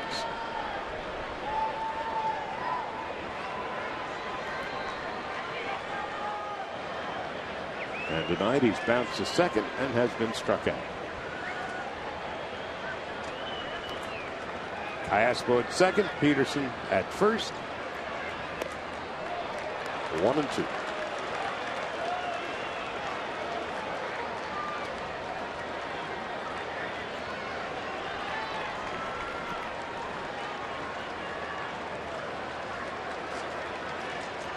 .90 pitches coming up. 53 of them for strikes. Callaspo's at second. Peterson is at first.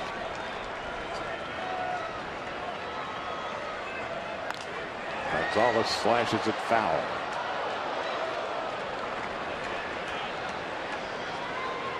Howie Kendrick on deck.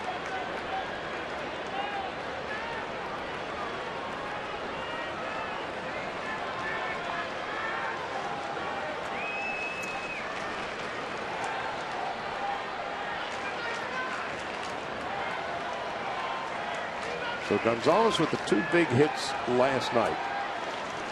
Is that a sign of breaking out? 11 home runs, 43 runs batted in.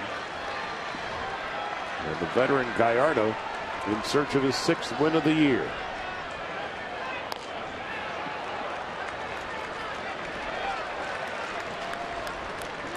Gallardo seems to have Gonzalez off balance. He definitely has him off balance. He had him chasing in his last at bat a pitch that was about a foot off the plate that he struck out on, a fastball tailing. He's shown Adrian that he wants to pitch him in at times, and Adrian seems to have been sitting on that. And when he's sitting on that, that's going to open up the front hip and the front shoulder. And then on the off-speed pitches, he's then out in front. He's kind of in between right now. Adrian Gonzalez's roots bring him back through Texas here. He was a Ranger after he was drafted by the Marlins in the first round, then traded here to Texas for Ugeth Urbina.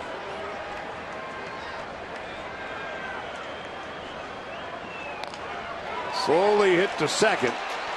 And this is going to be an inning-ending double play. So the Dodgers give it a gift with a couple of walks, unable to unwrap it. No runs, no hits, no errors in the man left after 5.5. No score from Texas.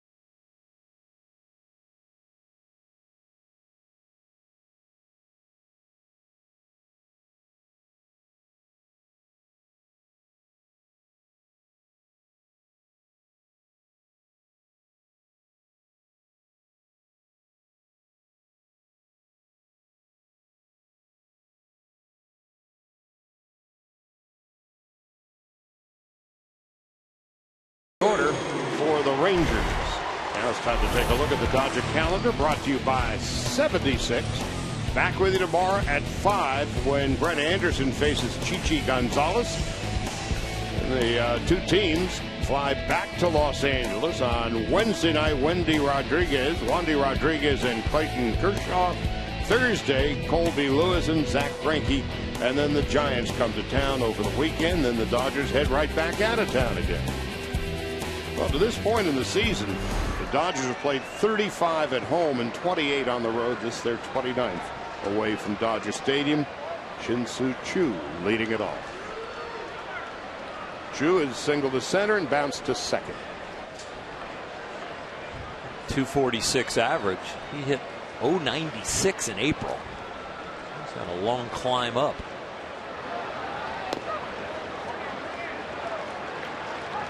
And he signed a pricey contract a year ago. Gallo on deck and Fielder to follow. Meanwhile, Frias has been terrific. And he falls behind 3-0 to Choo. That's dangerous business, a leadoff walk in general, but with Gallo and Fielder and Moreland coming up, a 4-pitch walk is no way to begin the 6th. 5 innings under your belt, 66 pitches under your belt, and you come out there to warm up in this heat after the tough travel last night. Maybe you hit a little bit of a wall, and the 8 warm-up pitches aren't enough to get in the strike zone. You've got to really lock in right now to your own personal rhythm. You might not be able to have the same effort you had at the beginning of the game because you just don't have the same strength. You got to find that rhythm in a hurry. Gallo has popped to second and bounced to first. Gallo grew up outside Las Vegas and played as a kid with Bryce Harper. That must have been a pretty good team. How'd they ever lose? Yeah, when I was watching Joey Gallo in his first couple at bats and the swing he takes, really big, violent swing, using that back, using those hips, bring that bat to the zone. It reminded me of Bryce Harper. If you play in that team, you want to have a specialty left-hander to face those 3-4 hitters. I don't know if it would matter. Yeah. You would just tell your outfielders, hey, can you play behind the fence? Just play back there. Play deep. Pick it up when it stops rolling. Fielder on deck, scoreless, each team with 3 hits. Here in the bottom half of the 6th inning.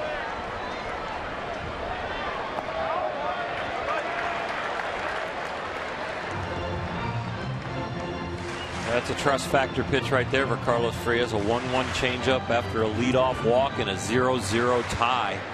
Trust in his catcher. That's where we want to go. Don't keep defaulting to something hard and then give it up. Let's continue to push the envelope and learn.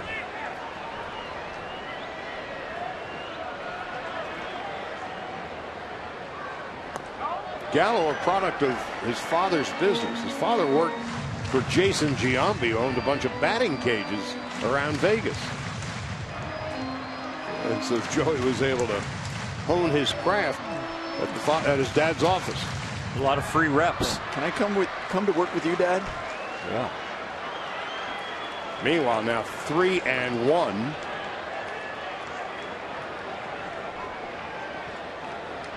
And Fielder on deck.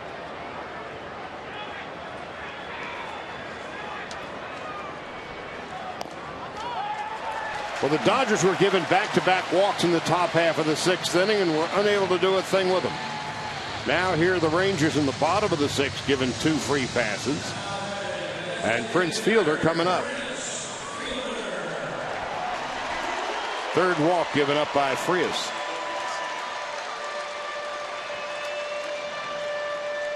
No action in the Dodger bullpen. A lot of guys, though, starting to stretch. Get up and move around. There's no more sitting down and watching. Rarely do you waste a visit from your pitching coach here without getting somebody up, but I wouldn't be surprised to see some action in the Dodger pen real quick here. Looked like Chuck Krim was running to answer the phone. You don't want to get caught now of having your visit have already been over, and then you don't have that extra time to get somebody ready.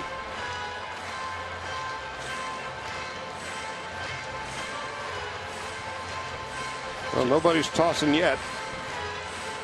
Jimmy Joyce didn't have that mustache in college. There's some handlebars on that face.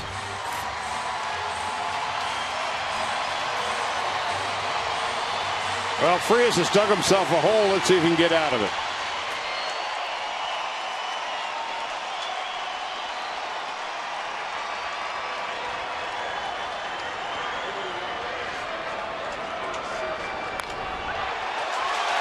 Up the middle into center field for a base hit. Chu scores, Fielder delivers, and the Rangers take a 1-0 lead.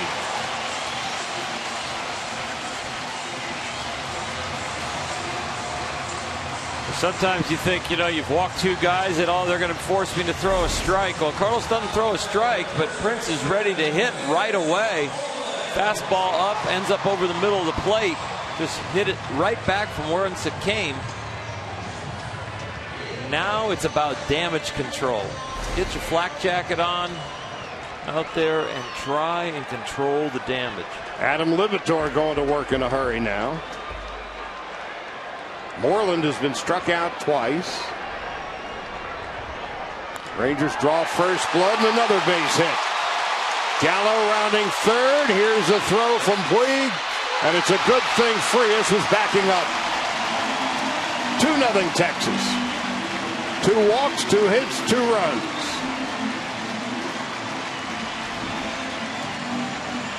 And after the walks, Charlie, on 2 pitches. Well, you have your RBI guys coming up, and they're not wasting any time. They're like, okay, he can't find it, so I'm going to look a pitch I can handle. Both of them up in the zone, and they get on top of it. Yasiel, he was coming up firing. Good job by Carlos Frias. Despite giving up all of that, still keeping his head in the game and doing the right thing. Go back up so he can catch that errant throw. Now Andrews with the sacrifice. Fielder goes to 3rd and Moreland goes to 2nd. The Rangers, with a 2-0 lead, now have 2 runners in scoring position with 1 out.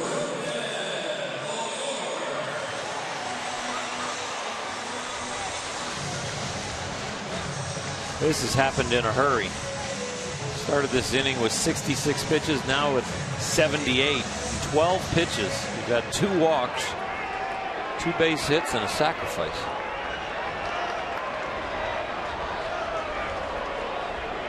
Now Grandal's going to take a slow walk out there, buy Libator some more time, presumably, with Odor, the left-handed hitter, coming up.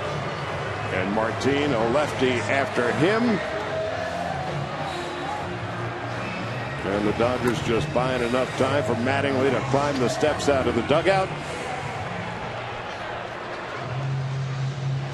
and say thank you to Frias for a day's work.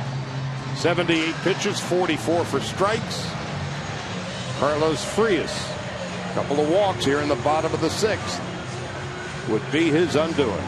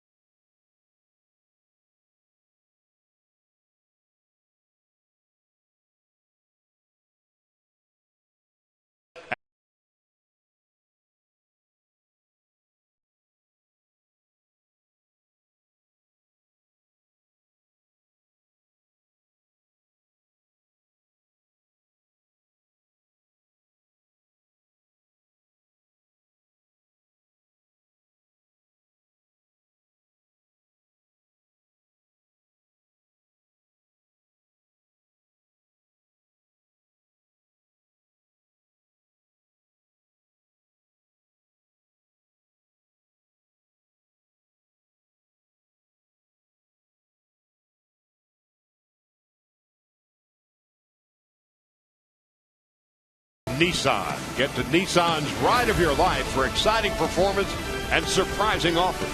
Shop ChooseNissan.com. And by DraftKings. Play daily fantasy baseball for free on DraftKings.com. Use promo code BLUECREW for free entry. Adam Libator, after Carlos Frias' night, is done. 5 1/3, 5 hits, 4 strikeouts, 3 walks, 2 runners on base at second and third. His statistical responsibility as Libator tries to limit the damage. His 23rd appearance, an ERA of .289, 20 strikeouts in 18 2/3 innings.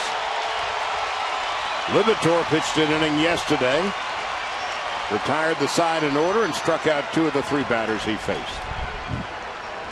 So lefty against lefty. Dodgers bring the infield in. Odor is 2 for 2. Just recalled today.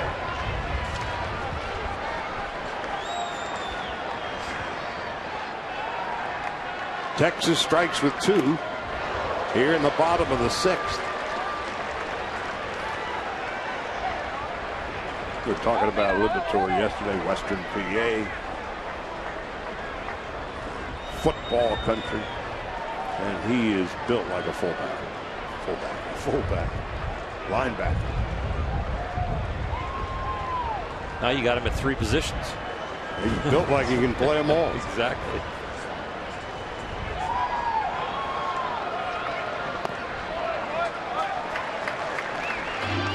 He's on a string of 5 scoreless outings. Dodgers could use one right here. Use the 6th. Fielder at third and Moreland at second with back-to-back singles after the first 2 batters here in the 6th would be walked by Frias. They both come around to score.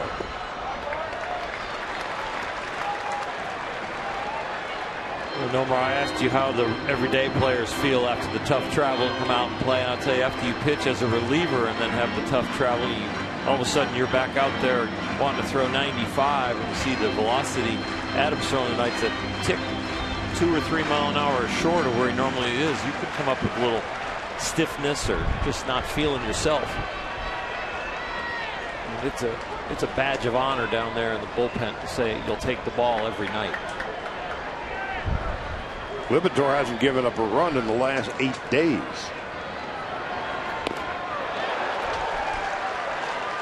Got that up there with some gusto at 93. Doing a lot of shaking of that arm and shoulder right there. Does not look like he's happy as far as. Looks like he's laboring a little bit right now. A little bit of laboring in the Just mechanics. Yep. Yeah. Looks a little sluggish. I tell you what, like everyday players play hurt. Guys in the bullpen, they pitch stiff. 2 balls, 2 strikes, 2 out and 2 on. 2 in here in the 6th, 2-0 Rangers. Into left field for a base hit. Fielder scores. Moreland scores.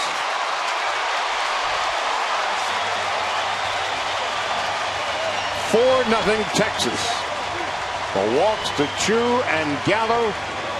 Well, they come around to score, then singles for Fielder and Moreland, a sacrifice for Andrews, and Odor knocks in 2. Fastball, pretty decent pitch, but it's slightly up and slightly too much of the plate, and just hit it where it was pitched, right in the hole over there.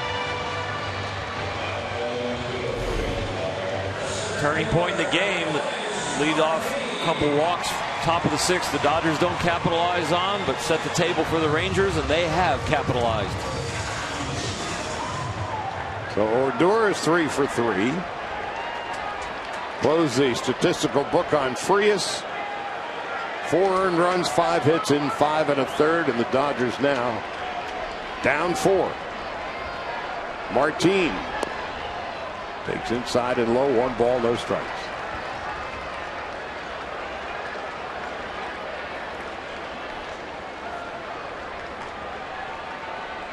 So the Texas Rangers have been turning things on at home. They lost 14 of their first 20 here at the ballpark. They've won 7 of their last 9, and they lead 4-0 in the bottom of the 6th here.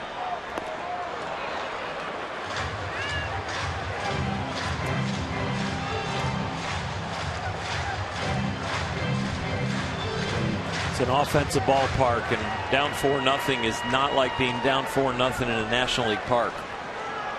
There's a lot of runs to be had in this ballpark. You see the wind that's blowing Adams' jersey right there.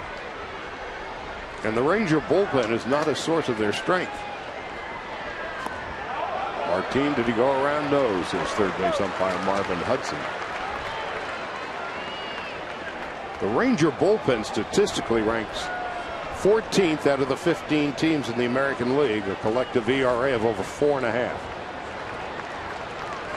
The Dodgers, who are significantly better in staging come from behind wins this year than they were last couple of years. While down 4, ain't dead yet. To the right side, Kendrick will throw out Martin from his knees, and Odor will go to third.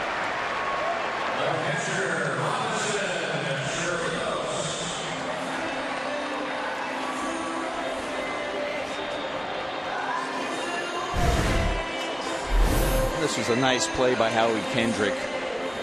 Sacrificing the body, getting himself in position to make the play. Really needed when you have your pitcher out there. As we looked at the Morongo slow-mo cam there, helping out his pitcher, Lipitor out there, as we talked about. Maybe a little bit tight out there on the mound, trying to get it loose. You need your defense to help you out. Well, here's 2 out, and Chirinos, who's lined to second and flied to center, and bounces to third.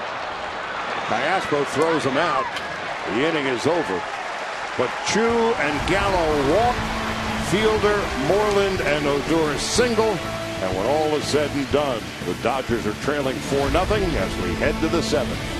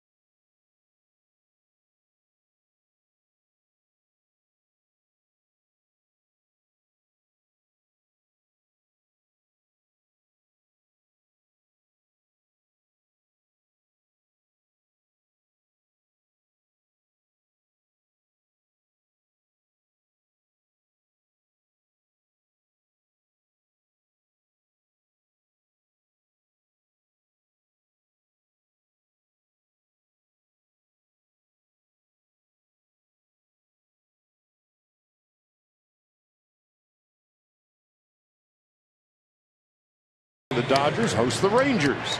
And pick up your Mike Marshall pin, the 4th in the Cy Young Pin Collector Series presented by 76. For more information, visit Dodgers.com/promotions. Mike Marshall, certainly a man ahead of his time. Before Mike Marshall came along, nobody had ever heard of kinesiology. But because of his ability to understand his own body, and he could pitch practically every day. He put in a lot of appearances. He never had a sore arm. Just keep going out there. Kendrick leads off and takes a strike, 0-1. Now he's bounced to second in each of his 2 at-bats. Turner and then Ethier to follow.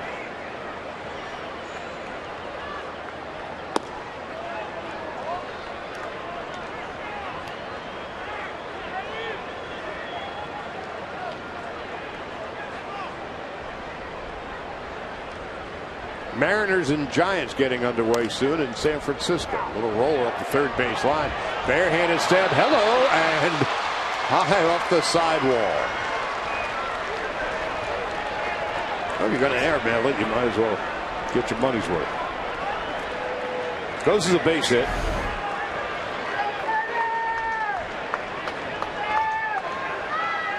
Now that goes as a base hit. I know where you're going now. Yep. Yasiel's ball. Day before yesterday in San Diego. He beats out a hit. Wasn't fielded cleanly with the bare hand. And it was called an error. And everybody wondered. And the next day he hits this, or later in the game. Later that game. Later that game, he hits the same ball where the guy uses the glove and he beats it out.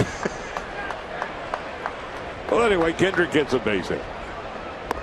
And Turner takes under the knees, 1 ball and no strikes. That was one of the more inexplicable official scoring observations all year. I imagine when all is said and done, the league will review and give Puig that hit. Turner with a fly ball into short right. There's Chu.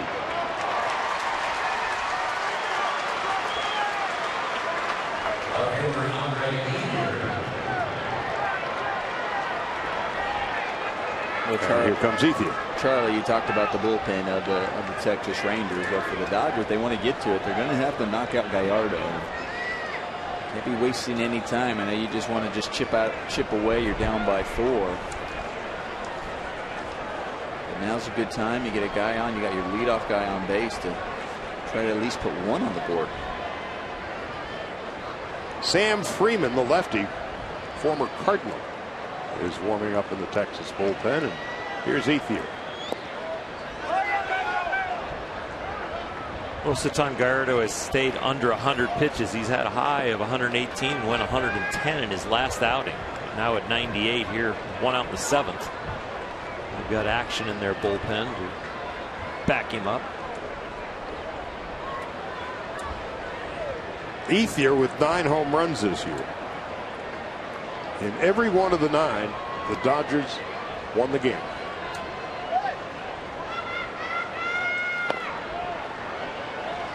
Andre hit one yesterday in the 7th inning. Got it to within 2-1. Next inning, Gonzalez the home run. 9th inning, the Peterson catch. 12th inning, Gonzalez 2 RBI hit. Well, the Dodgers are going to need more dramatics than that tonight as Ethier fouls it back. 2-1. So a nice round, 100 pitches for Yovani Gallardo. Little blip in the 6th inning there. That's the back-to-back walks that padded that inning of pitches. And right now 8. Dodgers hoping that they can give him an awful lot more this inning, or at least him and the bullpen. Threw 110 pitches in his last start, and Ethier has just bounced into his 2nd double play of the night. 9-pitch inning for Gallardo. 7th inning stretch. Texas 4-0.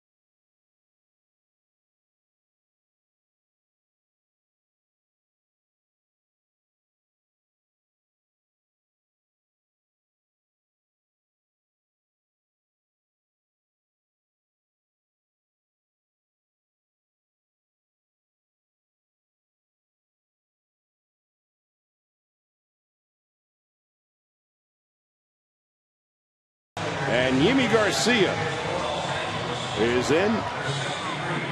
Garcia was the only guy out of the bullpen yesterday who did not work, making his 30th appearance. 38 strikeouts in 26 innings. What Garcia's issue has been lately has been the long ball. Well, Yimi has a tendency to drop his arm and kind of be a little bit of a sidewinder. And sometimes when he gets that arm a little too low, the ball gets elevated and it straightens out on him. With his delivery, he's got to have really good hand discipline to keep his hand on top of the ball and drive the ball so it can get some downward bite instead of staying flat and level. And that's where he runs into those long balls. Is it just a matter of the hand, or also getting that shoulder possibly up, helping on top? Get his elbow up and stay on top of the ball. But you can be a low three-quarter guy, almost sidearm guy, if you can. And also, it takes a strong hand. You see that run right there, Charlie? Just that run. If he can just get his hand up just a tad more, it'll have more bite down instead of being lengthwise and staying on the barrel. It stays on the same plane with that run. Giving up 5 home runs in 26 innings. Kissing outside. You've seen those guys that land down under guys, the sidearm guys, even the submariners, and some of them can throw only fastballs and some of them can also throw breaking balls. Well, the ones that can throw the breaking balls have really strong hands and discipline with their hands. They can actually get their fingers on top of the ball even though they're on the side of it. Right. And that's what I'm talking about, hand discipline, really being able to hold on to that force coming through your arms and your hands strong enough to still impart the right spin. Into left and just foul. Nearly the 6th home run he's given up. This is the exact pitch we're talking about as far as him dropping and the ball staying up and flattened. I know this is a foul home run, but see this ball is just up flat and just tailing right on the same plane as the bat. When he was good, he'd throw that same pitch and he was able to keep his hand on top of it, and the ball wouldn't bite up at that level, but it would have a lot more run and take off on the guys. He'd be able to spin it more.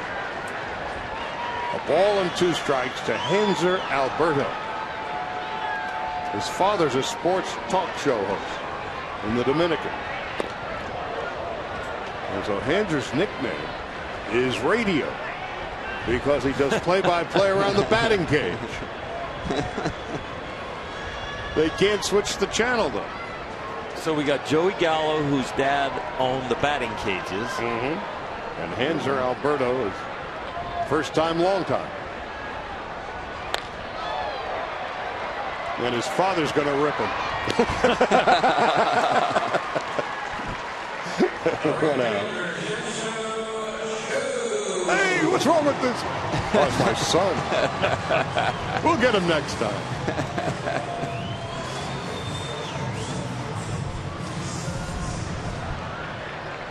Now here's Shin-Soo Choo. In the 6th inning, the Dodgers had first and second, nobody out, back-to-back walks. But Puig would fly out, Gonzalez would bounce into a double play. In the bottom of the 6th, Frias, first 2 batters he faced, Choo and Gallo, he'd walk them, and the Rangers would turn it into 4 runs. And that, in a nutshell, is your game tonight. 4 runs, 6 hits for the Rangers, no runs, 4 hits for the Dodgers. Choo has a hit, a walk, and a run scored.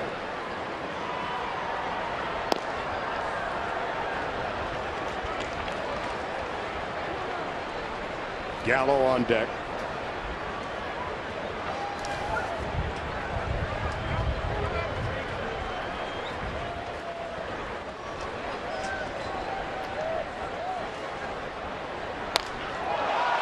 Into right. Puig is going back, way back at the wall, and he will track it down.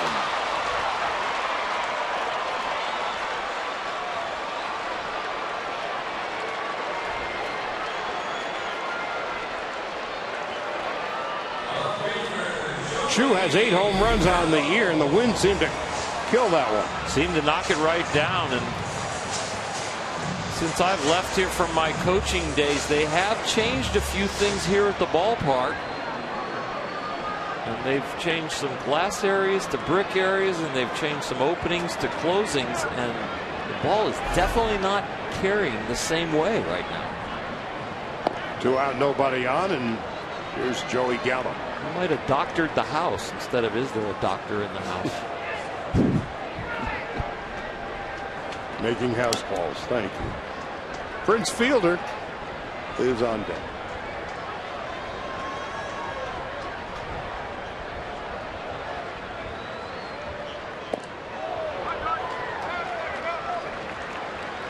Gallo, like the Dodgers' Jock Peterson, not shy about taking his swings.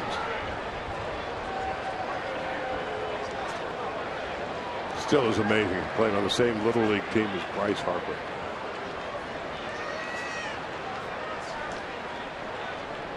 Must have been like king in his court. You didn't want to see those guys come to town on that travel team.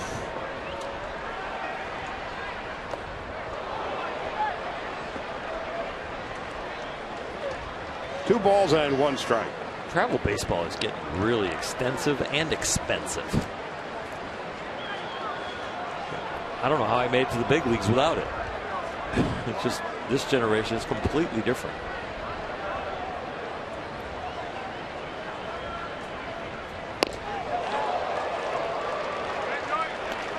Two balls and 2 strikes. He does not get cheated. No. I wonder what the batting practice, you know, sometimes you'd have a home run hitting contest during batting practice between him and Prince Fielder. With Hanser Alberto calling the play-by-play. Yeah.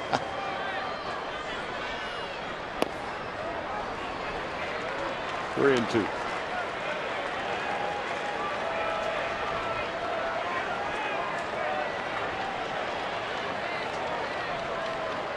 The Bonnie Prince is on deck.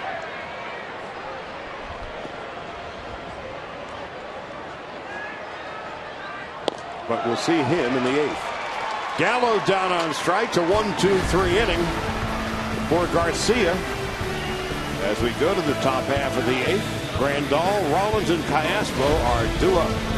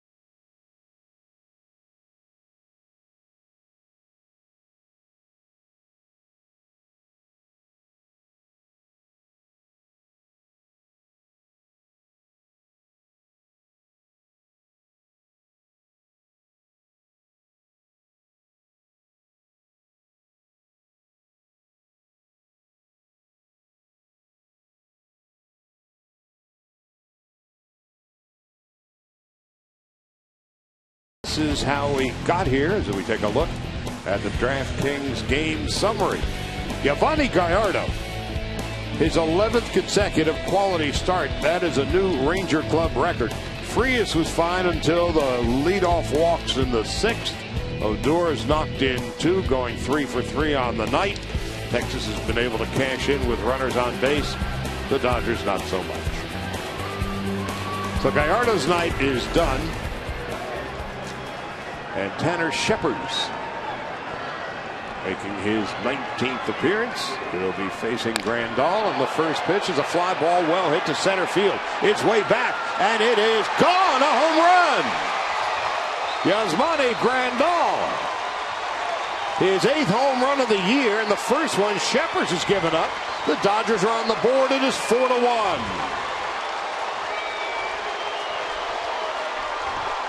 Well, we didn't knock Gallardo out, but we're sure glad he's not in the game anymore. Maybe that'll get us off the mat. Yasmani showing the way right there on that fastball. Jumping on the first pitch. We've seen the transition Grandal has made over the course of this season from early on when he struggled to when he got really hot. And he said being more aggressive, attacking it, and that's being aggressive on the first pitch. Sees the one he can handle and he drives it. Grandal, who hit one on Saturday, now has 8 home runs on the year, and all of them from the left side. So the Dodgers are to within 3 as Rollins swings and misses. It's 0-2. Mentioned earlier that this Ranger bullpen is vulnerable. Well, the Dodgers would be happy to see anybody after the way Gallardo pitched against them. That home run by Gallardo traveled 417 feet. Or so they tell us, and who are we to argue? Rollins with a fly ball to left field. That's Gallo. Well, he wasn't the most graceful in chasing it down. He knows it too.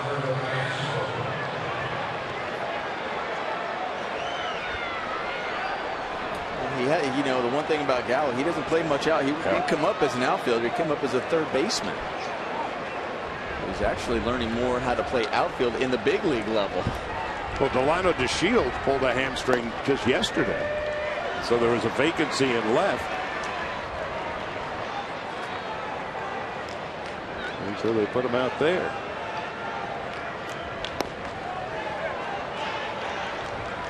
There's DeShields. Delino DeShields Jr. How does it make you young guys feel?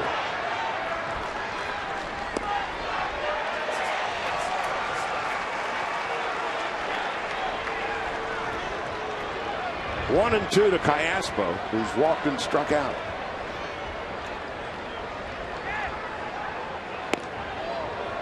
So you got DeShields on the DL, Hamilton on the DL, Beltre on the DL. Freddie Freeman, the lefty's up again for Texas.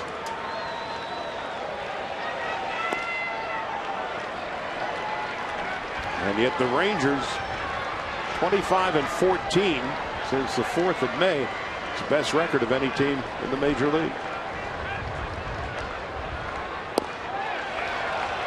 Callaspo works out a walk.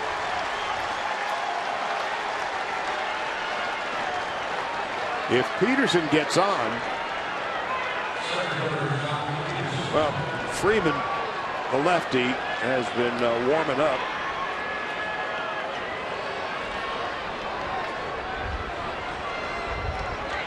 That's Mike Maddox, Greg's brother.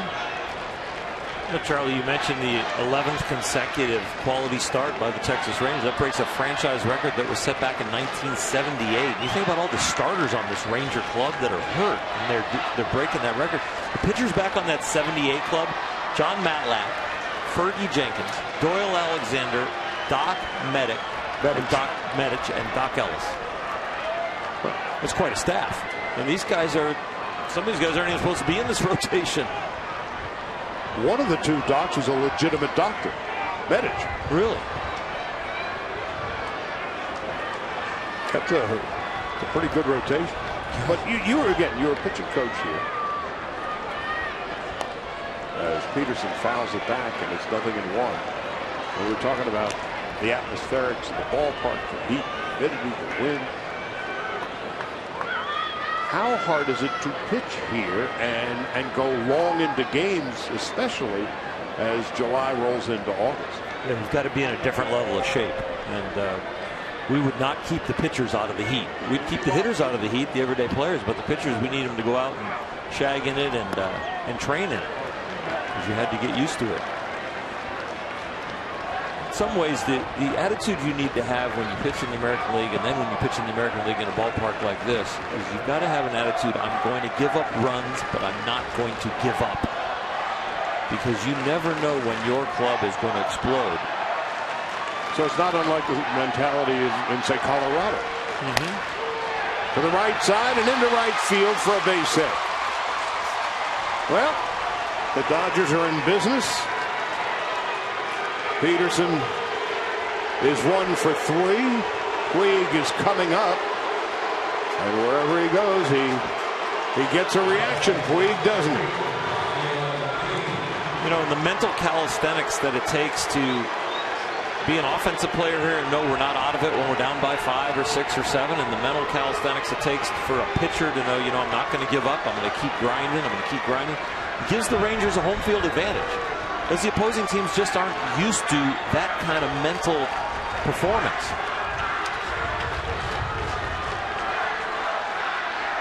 So here is Puig, who's 0 for 3 tonight. And he is the tying run at the plate. Callasmo not particularly fast at second. Peterson fast at first. Puig takes outside and low. 1 ball, no strikes. And for Yasiel, as a hitter, you want to come up and you're thinking, okay, I am the tying run. You know the ball can carry. You have the power to drive it out. But at the same time, you're thinking, I don't want to do that. I'm just thinking about we got a couple of hits right now. Let me just think about keeping this lineup moving and going. Trusting everybody else behind you. Gonzalez, Kendrick, and Turner. And if you happen to get one and it goes out, great. But that you want to try to think that way. If it goes out for you, fantastic. Again, we're talking about the Rangers bullpen, the vulnerability.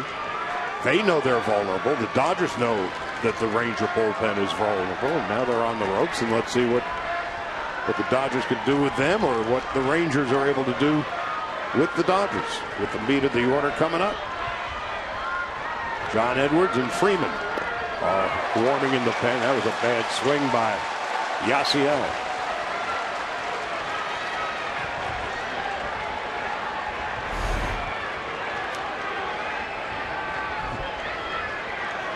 It's one that just keeps tailing into you, and it locks him up. He didn't know what to do with that. He's like, all right, it started off where I thought it was going to be, end up, and it didn't. It just kept coming after him. Now the 1-2.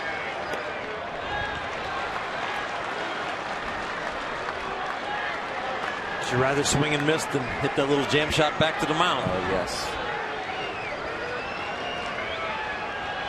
2 on, 1 out, 1 in, bottom of the 8th.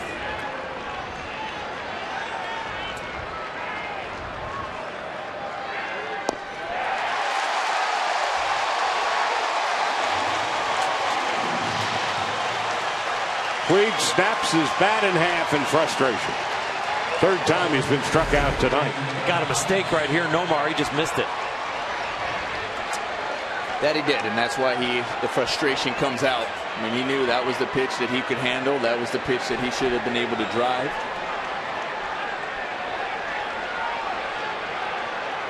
That's gotta hurt. I don't know. I mean, he's always hitting himself really bad anyway. Yeah, you're talking about a guy who hits himself in the head. Yeah. Strike that from the record. Adrian Gonzalez. He's now the tying run with 2 on and 2 out in the 8th. No balls and 1 strike.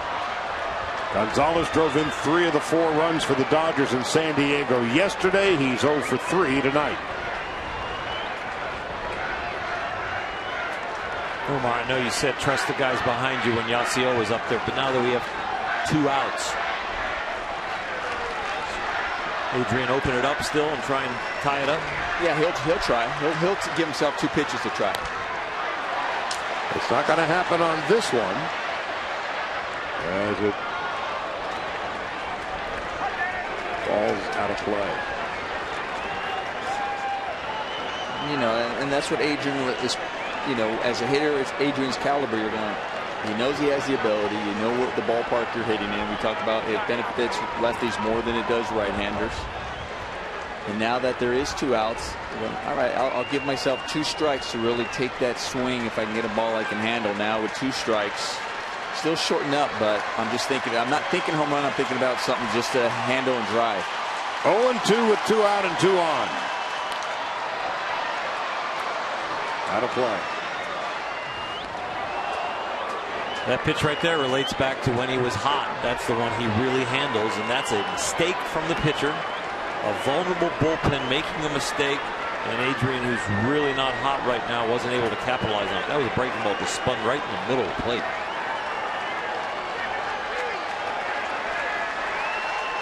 Puig still angry with himself. And Gonzalez continues the battle for another pitch. Grandal began the inning. First pitch hit a home run. Rollins flied out. Callaspo walked. Peterson single to right. Then Puig would strike out. Grandal's 8th home run of the year. On 0-2. This one's going to stay in play. And the third baseman, Alberto, calls off the catcher, Chirinos, and that will end the inning. Dodgers get on the board on the Grandal home run. We'll go to the bottom of the 8th. Texas leading it now 4-1.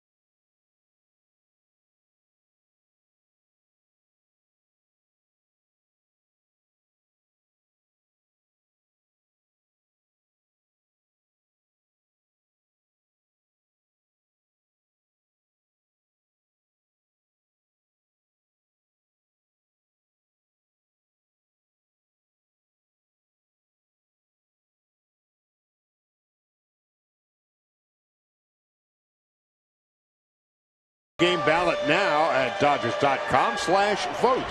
Voting is exclusively online this year and available on your computer, tablet, and smartphone. Vote up to 35 times at Dodgers.com/vote.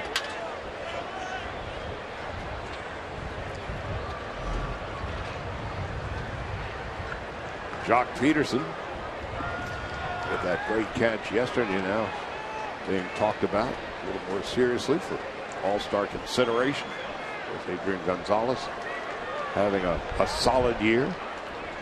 So this man, Prince Fielder, 1 for 3, drove in the Rangers' first of the 4 runs they would score in the 6th. 343, 10 home runs and 45 runs batted in. Moreland on deck, Andrews to follow. Garcia, the 3rd Dodger pitcher of the night. And Prince fouls it back.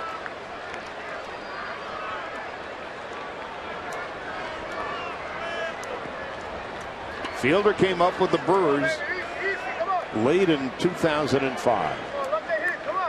A couple of years in Detroit.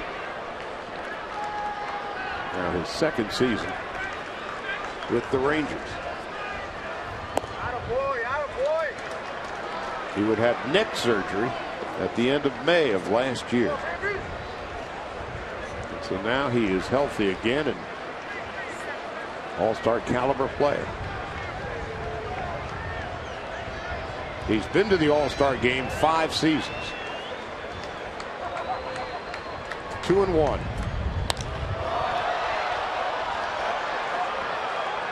Got a lot of height, and that was about all. First baseman, Mitch Moreland.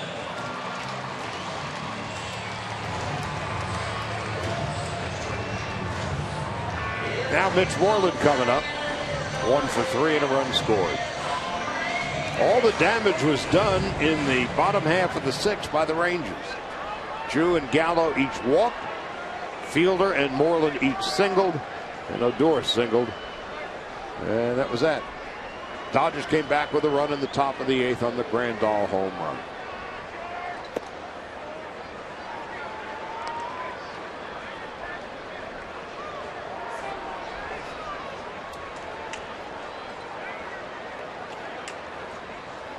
Giants sitting in the bottom of the 2nd, and the Mariners have a 1-0 lead.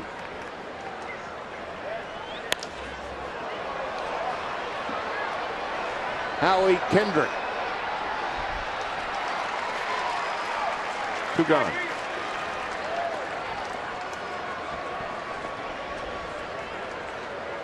A's and Padres scoreless at Petco. Houston beat Colorado.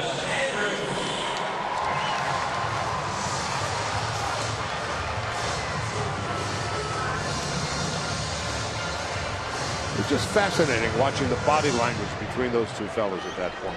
Yeah, it looked like a teaching moment right there. 2 out, nobody on. What's the reason for Yasmani to be out there on the mound with his arm around Yimi? But I think they're just trying to rebuild his confidence. And when he gets somebody out, encourage him on what that pitch was and why it worked. Elvis Andrus. A long run for Ethier. In fact, it'll be Peterson running in front of Ethier to make the catch. Well, the way Peterson's been playing these days, why not? All yours, kid.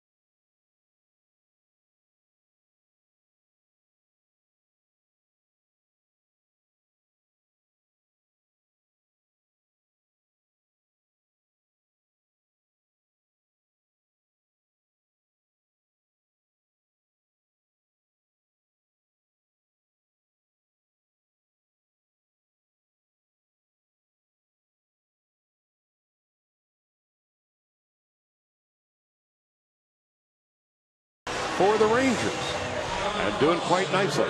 In search of his 9th save, he's been perfect in his previous 8 opportunities. His 29th appearance. Here I have 2 3/4, and he and Clayton Kershaw grew up playing ball together down here outside Dallas. They were best of friends, and they certainly were when Tollison was with the organization. They were visiting before the game when the teams were out on the field. They combine kind of when they cross over between the end of one batting practice to the next. Clayton seemed to know a lot of people here.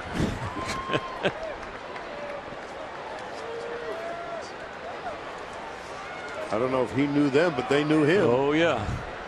He was surrounded by a bunch of cameras and reporters prior to the game. Clayton was, and here's Tolleson delivering outside. 1 ball, no strikes. Remember, I was in your biology class sophomore year. Can you get me 2 tickets for tomorrow? Yeah.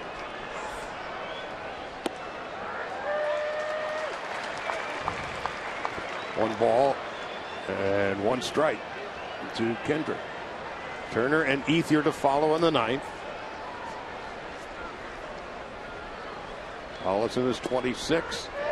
Alana, you know Clayton, know the relationship between he and Sean Tollison? Well, he said that he wishes that he was on our side, guys. He grew up with him, as you mentioned, Charlie, but just wanted to tell you guys, he has 70 family and friends here tonight. Of course, his childhood friends that were with him when he won the Cy Young Award and the MVP at his house here in Texas back in November. And I said, are you bummed that you're not pitching in front of the home crowd? He said, no, it's actually easier that I'm not. I can get my work in and still spend time with everybody that is here to see him. He will pitch against the Rangers at home, guys.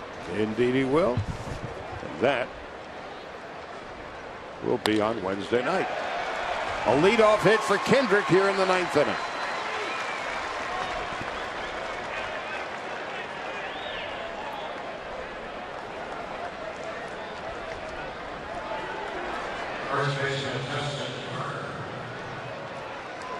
When the Dodgers came up with the 2 runs in the 8th inning on Friday night, after they had given up the 3 in the bottom of the 7th to San Diego, it was Kendrick who led off that inning.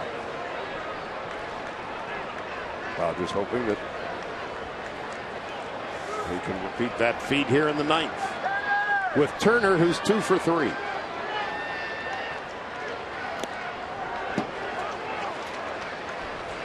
Well, Tolleson is 8 for 8 in his save opportunities, going for his 9th here against the Dodgers, but he does not pitch clean innings in his last 5 games. He's given up a hit.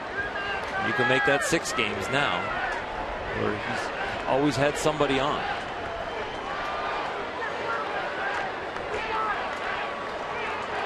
Ethier on deck and Grandal to follow.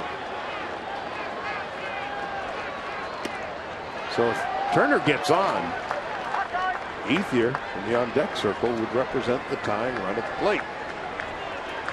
And again, one of the things that we've been talking about the last couple of weeks, actually the last couple of days too, the Dodgers' ability this year coming from behind far greater than it's been the past couple of years.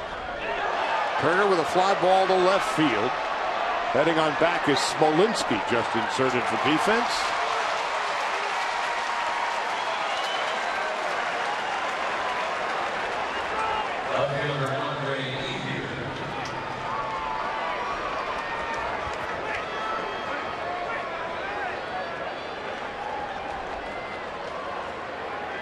So Jake Smolinski, who just tracked down that fly ball, came into the game.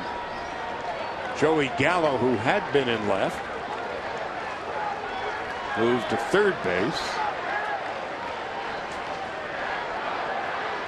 And Alberto, who was in at third base, moved to second base. And Odor is out of the game. 1 out, 1 on. Ethier 0 for 3. He's bounced into 2 double plays and takes a strike. It's 0-1. Dodgers down to their final 2 outs.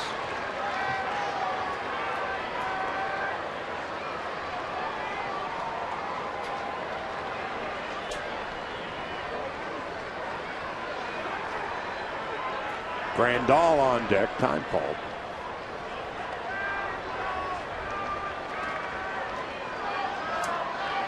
Dodgers trail 4-1. This year, when the Dodgers score at least 4 runs, they're 29-3. 3 or less, they're 8-23. As Ethier fouls it back. They're down 4-1, but they've out-hit the Texas Rangers. The Rangers did a good job combining all of those hits back in the 6th inning. 2 walks, 3 hits, turned into 4 runs.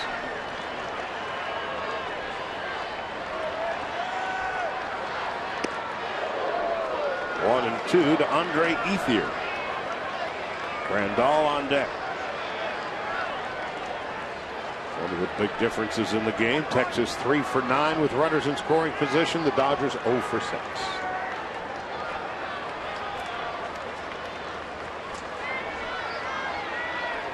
Now the 1-2. Just inside.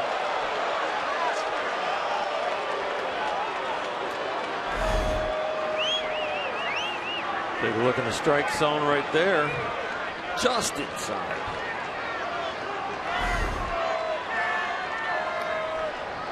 Andre with 9 home runs. Look out.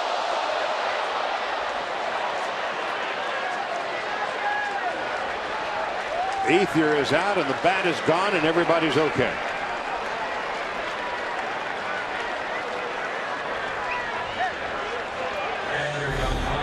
He did this in San Diego also, Nomar. He did, and remember we were talking about it. Sometimes that happens when the ball's tailing away from you. You end up reaching it as you already started your swing. But sometimes here too, we talked about you just can't have a good grip, and it happens here in Texas a lot because your hands start getting really sweaty because of the heat.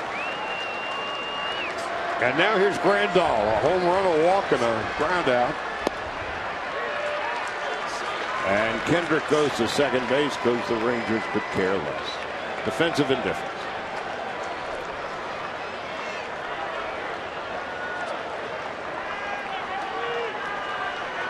If Grandal's able to keep the game alive, Guerrero will pinch hit for Rollins.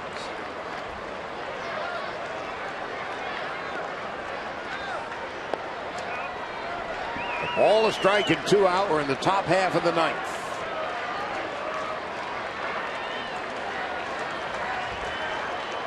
Dating back to last year, the Dodgers had a streak of 6 wins in a row against American League teams. Swept the Mariners in April at Dodger Stadium in a 3-game series. 2-1.